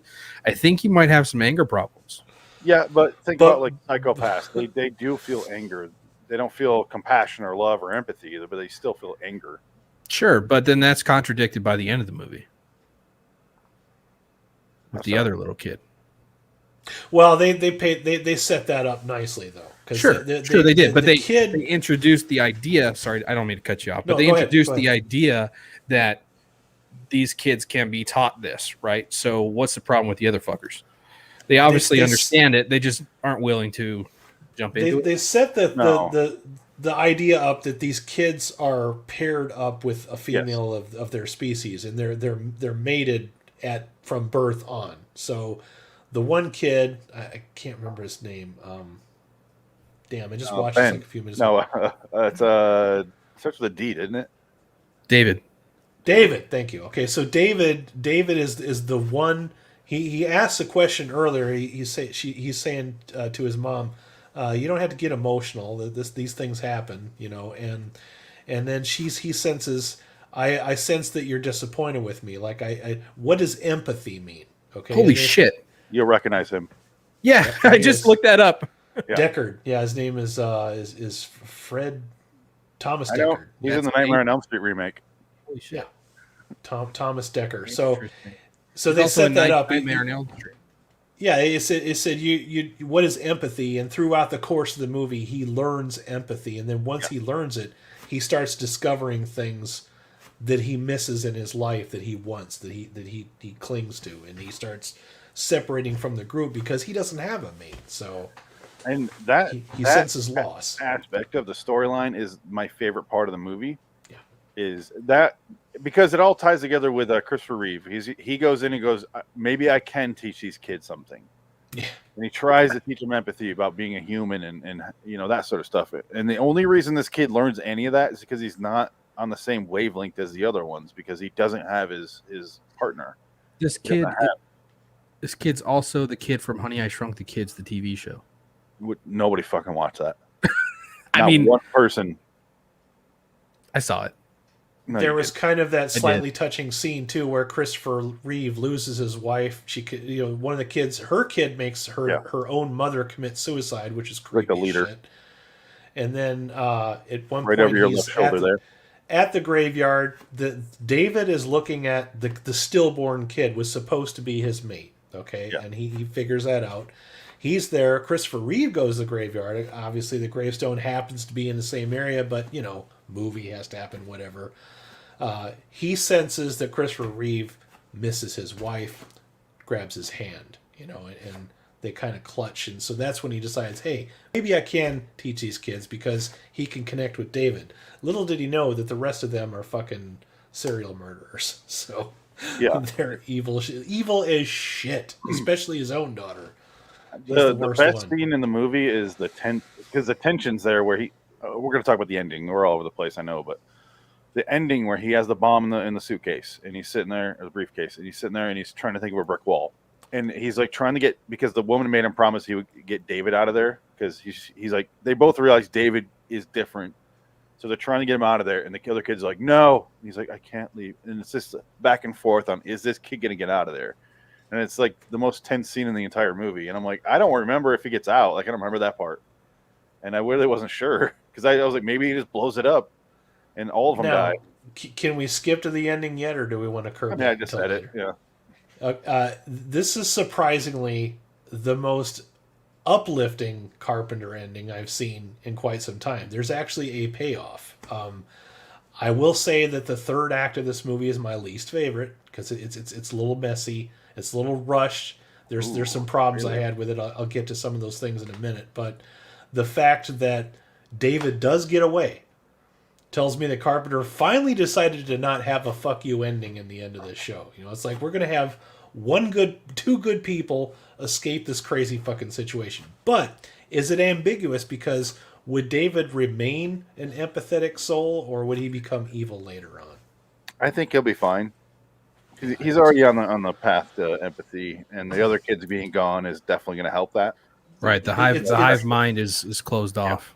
It's very different from Carpenter's usual anticlimactic fuck you ambiguous endings that he usually does for his movies. Unless you're Snake Plissken, do not be a John Carpenter protagonist because it does not turn out well for you. John Carpenter does not like happy endings in his movies, but this one surprisingly has one. I wasn't expecting that. I was a little surprised.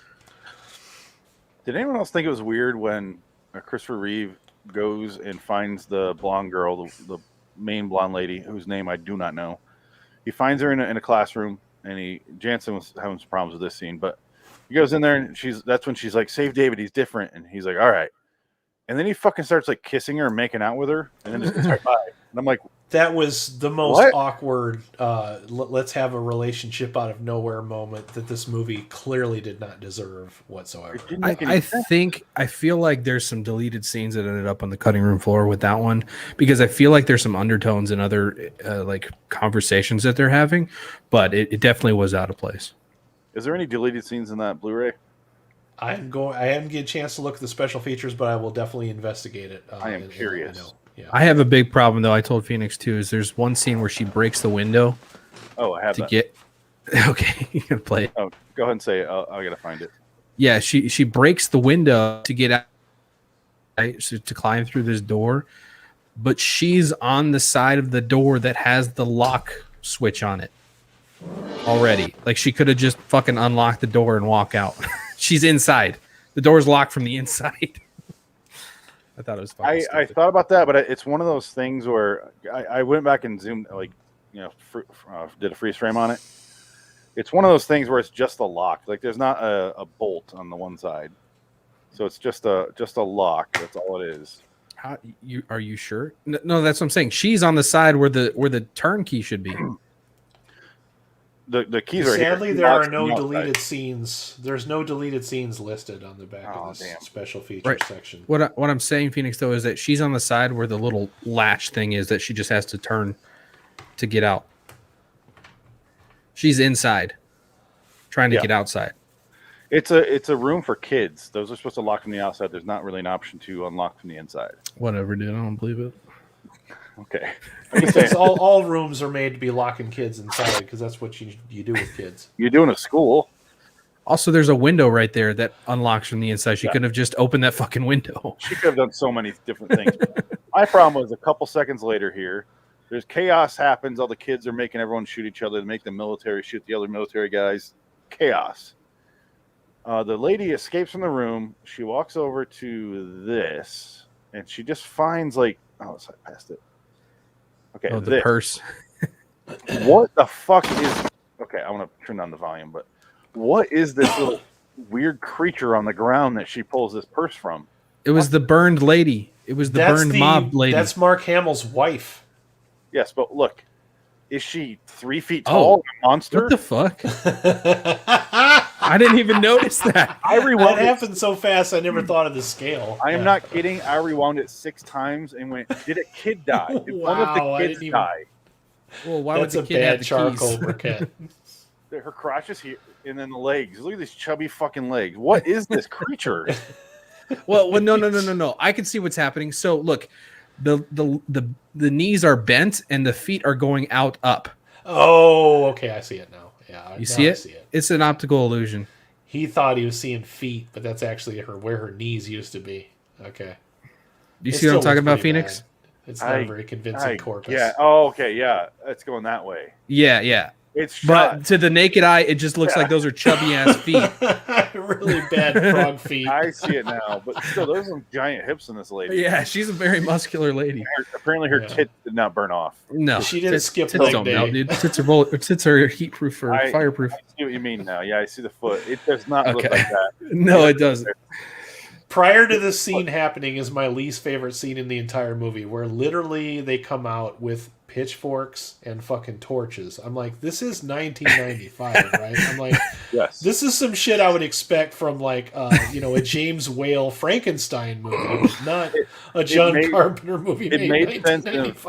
I text Madness. It made sense, not this. Yeah, I texted Phoenix. Yeah. I was like, is that Honey Bunny from Pulp Fiction raising a mob? It's like you waited till now to decide to come out and bring the wrath of God on these little shits. I'm like, we assume this has been going on for a few years now, and it's just going to happen at just this moment when they decide to go all move into a barn. A barn which can be easily burned down with the very same tiki torches that they went and burned themselves up with. So Honey Bunny. There she is. That does look like Honey Bunny. But yeah, they've got people in the mob. They're holding actual pitchforks and boards with nails in them, and I'm like, okay, we just went back to the Dark Ages. You can see them behind her here. Yeah, they're ridiculous. Like that was a bad scene. That scene, I'm like, come on, I'm like, this is a little torches. Much. Yeah. The only thing I can think of is this was Carpenter really wanting to go back to those old horror movies where the village does always go after the monster, and that's why he did it. But it feels really out of place in this movie. Did any of you guys have a problem with the kids are out in the street and they're causing all this chaos, and then 3 seconds later they're in the schoolroom? Yeah. And I'm like, how the fuck what? Why are they out here now? Like I said, it gets messy in the fucking third act of this movie. Yeah. I was with it. Rushed. But the third act it is really rushed. Yeah. They just put lipstick on a pig at that point. That's a line. They wanted to hurry up and get to their ending. Yeah, it's so they're making the military shoot each other, and it's that scene's kind of cool. All the car crashes and stuff, and it's just fucking chaos, and none of it's rushed as fuck because none of it really adds up. You don't ever get like a good wide shot where you're really seeing where this is happening, how it's happening, the kids there. I feel like they distance the kids from any sort of shoots of that. It almost looks like they're showing 3 people and then changing their costumes. Like 1 minute he's standing there, next minute he's getting shot, then he's shooting somebody again, and then he's getting shot again. At least that's the way it looked like to me. I'm like, that doesn't look very good. Well, I read about it, and it says John Carpenter didn't want to do this movie. He was contractually obligated, so he just didn't give a shit. Maybe that's why he didn't do commentary. Yeah. He threw out the last half of it. Was just like, whatever. It was one of those, we'll let you do this movie if you do this movie for us first kind of bullshit. You know what it was? Escape from L.A. Because Escape from L.A. is a year after this one. Movie we did last week. Yep. Yeah, it is rushed, but I still enjoy once they get in the schoolroom or not the schoolroom, but wherever the kids are hiding out, and Christopher Reeve start talking to him. I really do enjoy that scene. It's fun because they did a good job where he did a trial run. He did not do this in the original. He did a trial run. He went in there and thought of the ocean, and his daughter's like, "You're doing a good job of blocking your thoughts. You're thinking of the ocean." They like way to show your hand, kid. Yeah, the kid tells him exactly how to defeat them. Pretty much. He didn't just pull this plan out of his ass. Like he thought it through, and he's like, "Okay, this is the only thing I can do." You know? He did a trial run. Yeah, and it paid off because he goes in there. He's like, "I'm going to think of a brick wall," and he goes in there, and that's all he thinks about. And then I like the visual representation of them breaking down his wall. I did like that too. They do the exact same thing, even the wall breaking in the original. It's shot for shot, pretty much. The other cool thing that was going on at that same moment, which I liked, was David and his mom are behind all these kids. Yeah. Christopher Reeve with the briefcase in front. The kids have to keep turning around to focus their visual I-beam shit on one and then turn around and go to the other. I'm like, This is just the right opportunity to where these kids are going to fuck up because they can't focus all their power on more than one thing at a time. So Yeah. I don't think I've ever watched a movie where I was excited to see 10 children die. 9 children. Or eight children. Actually, yeah, they killed 8. The one kid died stillborn, which, like I said, wasn't set up very good. And then David got away. So this made me go, ugh. Yeah, I was like, what the fuck are we doing here? That was a bad special effect right there. This is really bad. I already know they're aliens. I don't need to see the alien glowing face. Well, that was the other thing I was going to say. That alien in the tank was really a little too on the nose. That was some Disney level Halloween movie type shit. Yeah. Look at that.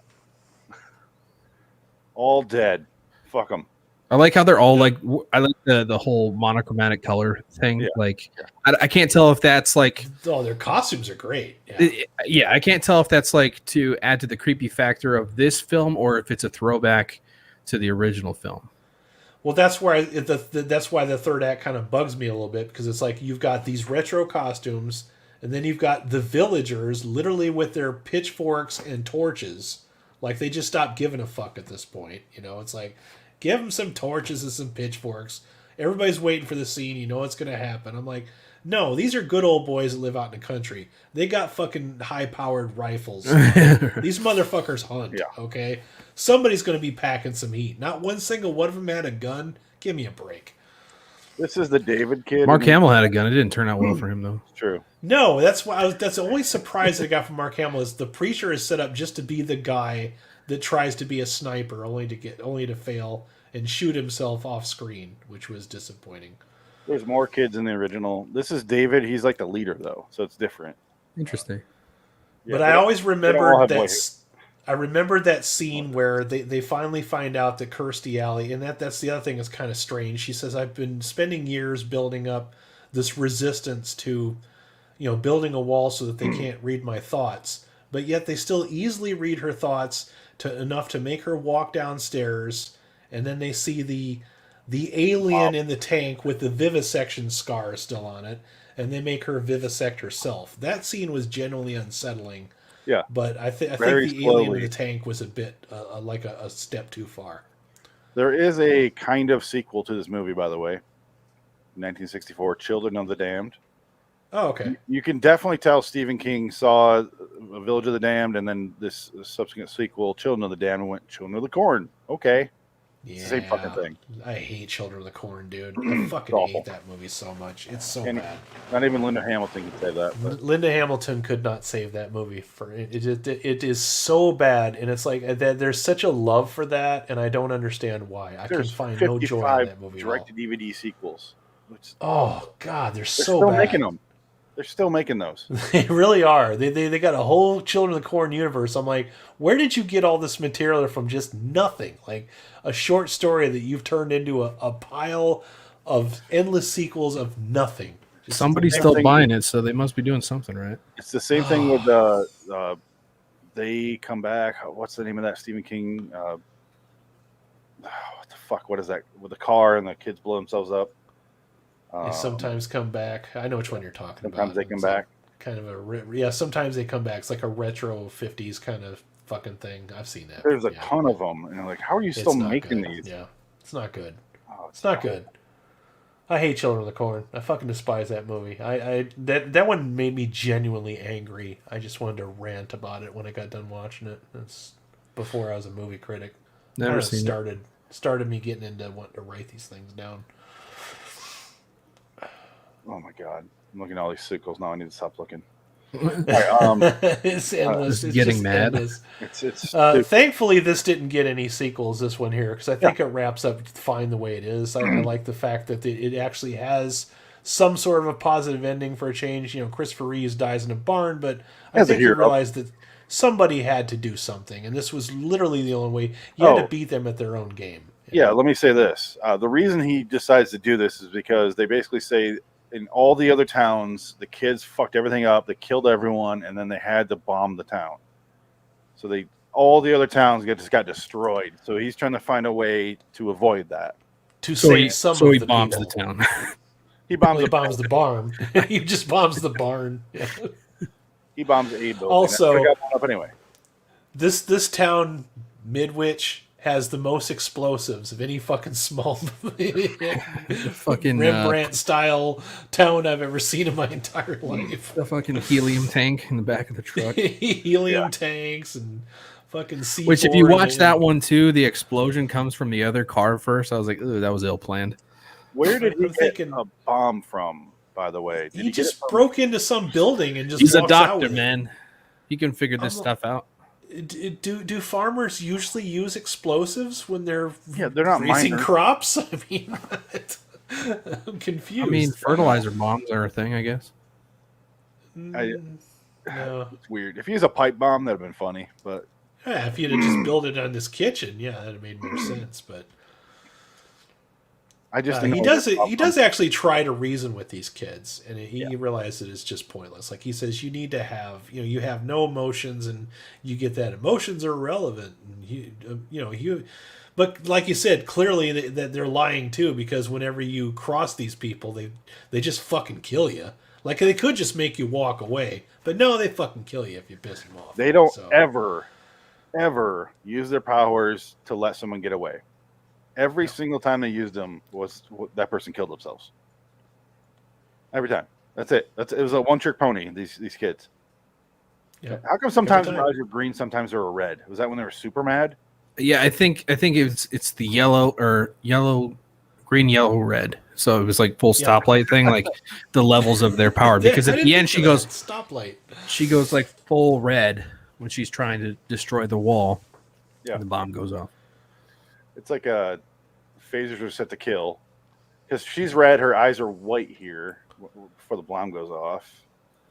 And I love it when they start to break through his wall, and then suddenly the weird going through the suitcase where they see the bomb, and then they look at the clock, and it's like, fuck. It was a nice cut, yeah. You think they would have figured it out if they were so smart to be like, hey, what is that mysterious package that you have for no good reason? Yeah. You're so smart. You were putting your name together when you were 6 months old.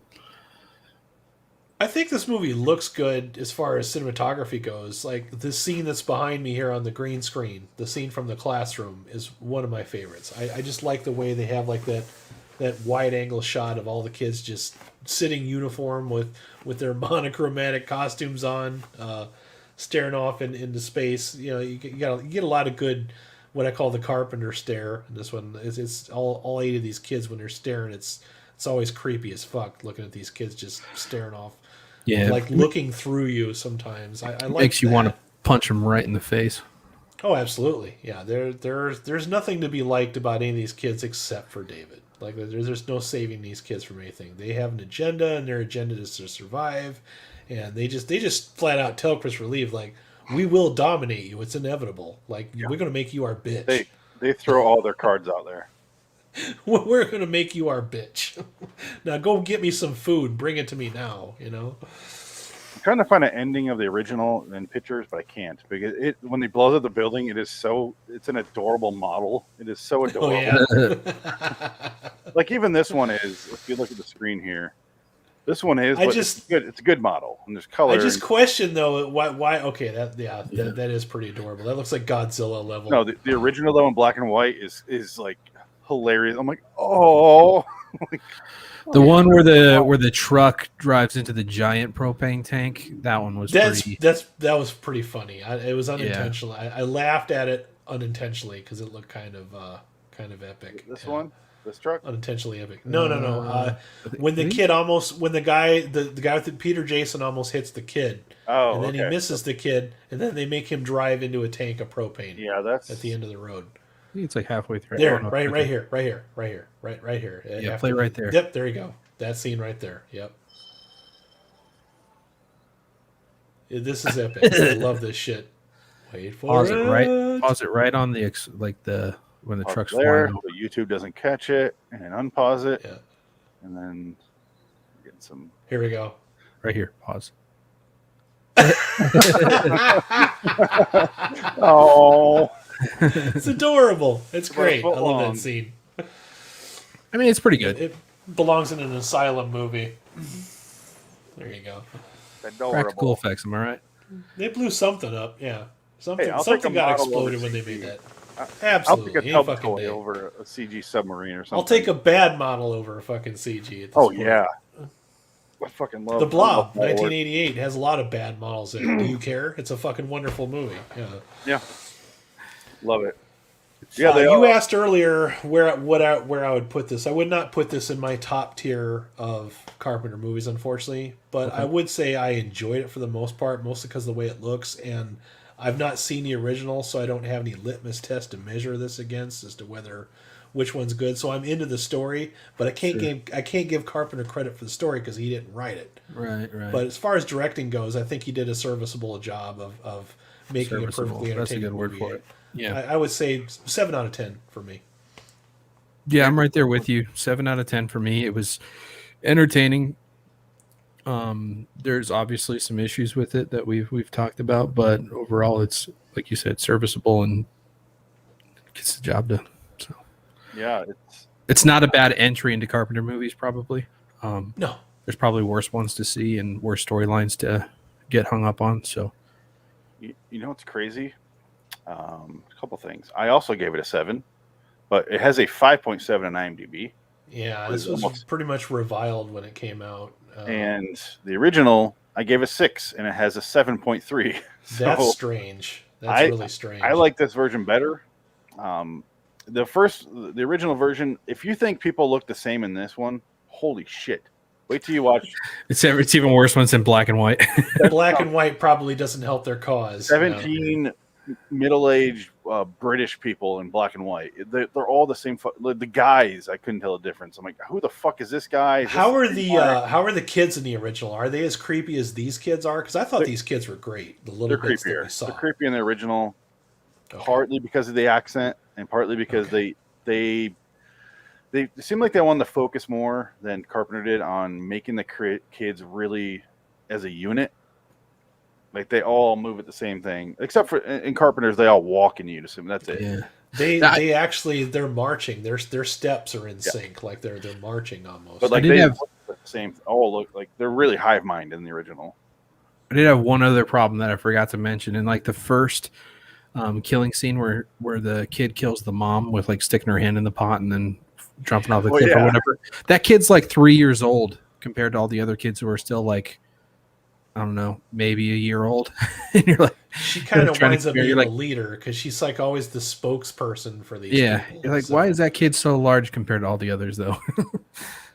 She probably hangs out the villain bars with Stripe from the She's Gremlins, getting more of that alien stuff in her. She's the alpha. Is that it? That's it. That's how I excuse it. No, it's definitely not a perfect movie. It's definitely flawed, but it's enjoyable. Yeah. And I think if you judge it off the beginning, it's like Jansen's like, maybe the original's better. Yeah, I said that. I think. What did I say? I'm definitely curious now. It's a lot shorter, but they cut out some good stuff from that Carpenter had in. They didn't cut it out, but they just didn't do it. But I think Carpenter added to the original story. He added a little bit more humanity because I didn't give a shit about any of the characters in the original. I just didn't care. I genuinely like some people in this one, and it, like I said, you don't really expect character development from John Carpenter, so that's kind of par for the course. You just kind of know that going into it. Though. He tells you just enough to know what the motivations of the characters are, and that's all you get. Like that's it, you know. So, and the original, they just, I mean, a lot of the same scenes are there. They're just either shortened or really flat because it's British people. They don't show emotion. They're just like, "You are my wife. I love you." And they walk away, and you're like, "Oh, okay." Oi. But like, I don't think their performances are bad. It's just not well written. It's just performances are, other than Mark Hamill and Kirstie Alley, are okay in this one. I didn't really find anybody that was just like, oh god, that was really bad. Can you? Other than Mark Hamill with the really creepy preacher, like every scene he did, I'm like, there's something nefarious going on with him because he's giving me the willies, and I realize it's just a bad performance. Period. My thought is always like, does this guy have a problem? He's always sweating so fucking much. he just always looks wet.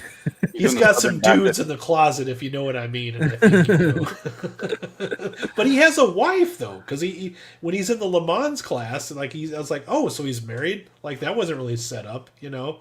Like I like that scene where they're all in the Le Mans class. You know, like I could have used more of that stuff, and then it just time jumps. You know. Yeah, there was a lot of time jumps. I like that they both die horrible deaths by these kids. That whole couple. I think also that I was just kind of surprised because, like, I think the time jumps, especially you go back to Halloween, they always tell you what the date is, you know, or what time it is. October. This needed that, like it needed 2 years later or 3 weeks. Did it? I just missed it. No, okay. I'm saying it did. It did need it because I needed it. Yeah, because I was confused. Was saying with the kid being 3, I was like, when the fuck are we? And Kirstie keeps mentioning years, so I'm like, oh, it's real time. There's just a lot of time jumps here. Yeah, it feels like it's because she does say I need 1 more year, and then they cut to later, and the kids are growing up again. So it feels like it's 2 years, which maybe explains why he starts kissing that lady because they developed a relationship we just never saw off screen. Yeah, well, I mean, these kids are like romance. These kids are like what 8, 9 years old by the time the third act comes around, something like that. A lot of the actors, the kid actors, are about. You know what's even worse about that kiss is he had just got done saying, "When I used to look out at the ocean with my wife." It's like, so you just brought up a really bad, painful memory for you. By the way, awkward. I do love the poster though. Poster's awesome. It lets you know. Is that the original poster? Yeah, it's the original poster, but it lets you know these kids are controlling this city, this town. It's like it's right there. I mean, that's the Carpenter poster. The old one I think is just the kids kind of standing in a row. If I remember. I also kind of hate that though. Like I hate when movies give away the entire plot point with a poster, trailers. Or a preview. Not giving away plot. All the trailers now. Giving away show you everything. I mean, it really is though. I mean, like this is leaving more. I miss those pop art style posters though. Those were so fucking cool. Those make the greatest room posters to have. But that leaves more to the imagination than the newer poster does. All it tells you is it's a scary movie, and that's all you need to know, just by the font and the way everything's on it. Yeah. But I like the Carpenter one. I don't think it gives anything away. It just lets you know what the movie's about.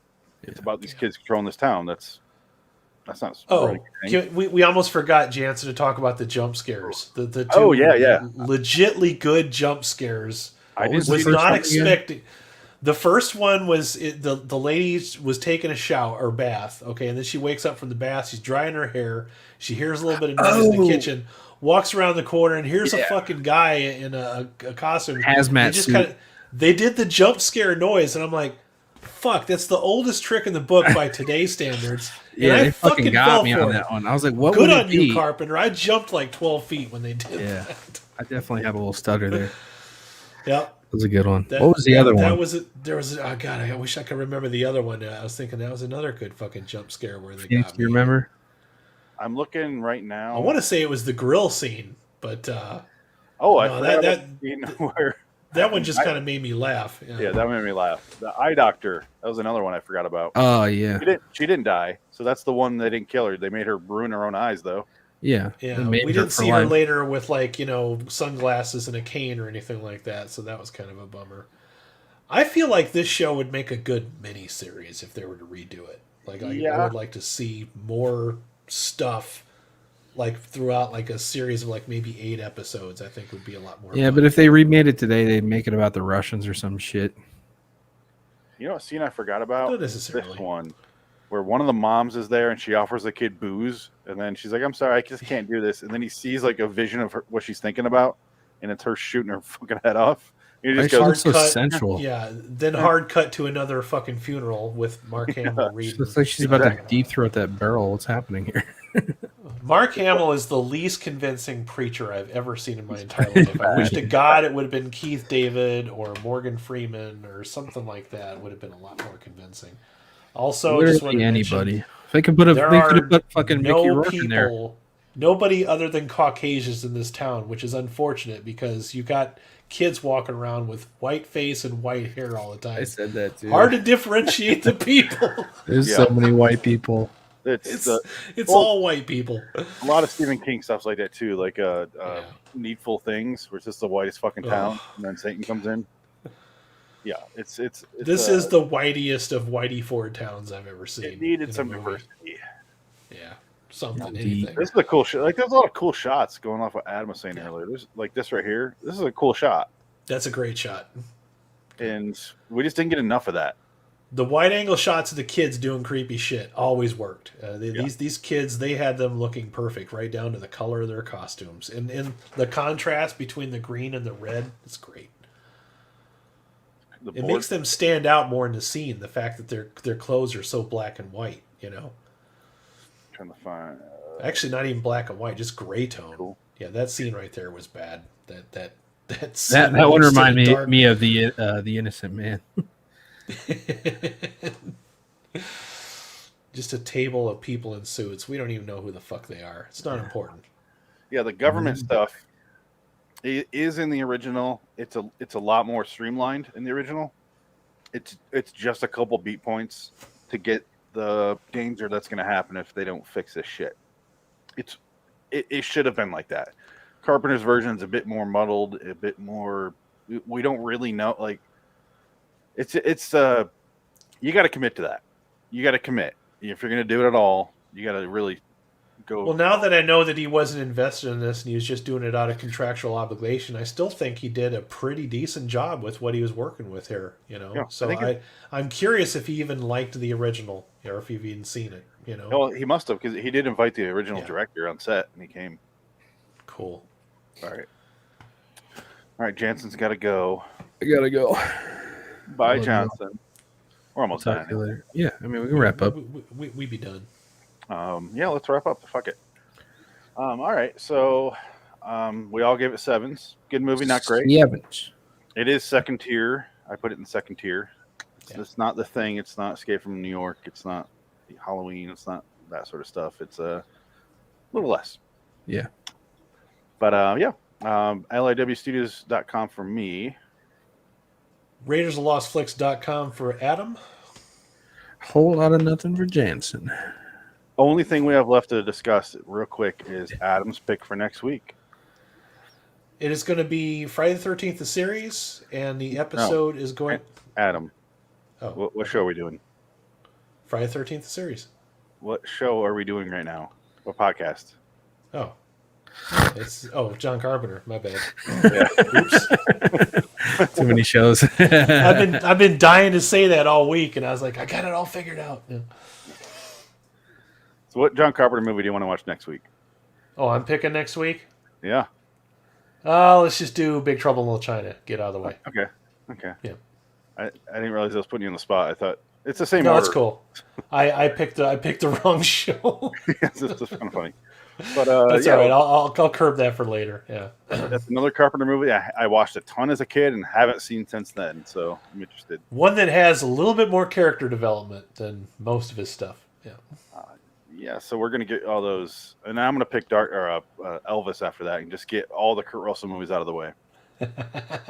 Clean house. Anyway, Good guys. idea. Yeah. Until next time. In the meantime, I'm Phoenix West. Adam Wilcox. I'm Jansen Carlin. So long, citizens. Stole it, bitch. You did it pretty well. So long. There it is. It's like blue balls. I had to say it. Ooh. Peak I too gotta watch soon. Femme Fatales again. And get it out of my system. Sorry, dude. I couldn't help myself. So long. I feel forced now. It feels weird. Stole your thunder. You gave me some bad medicine there. Oh my god, shut up. Really? That again? Stop freeze framing. I'm sorry. And That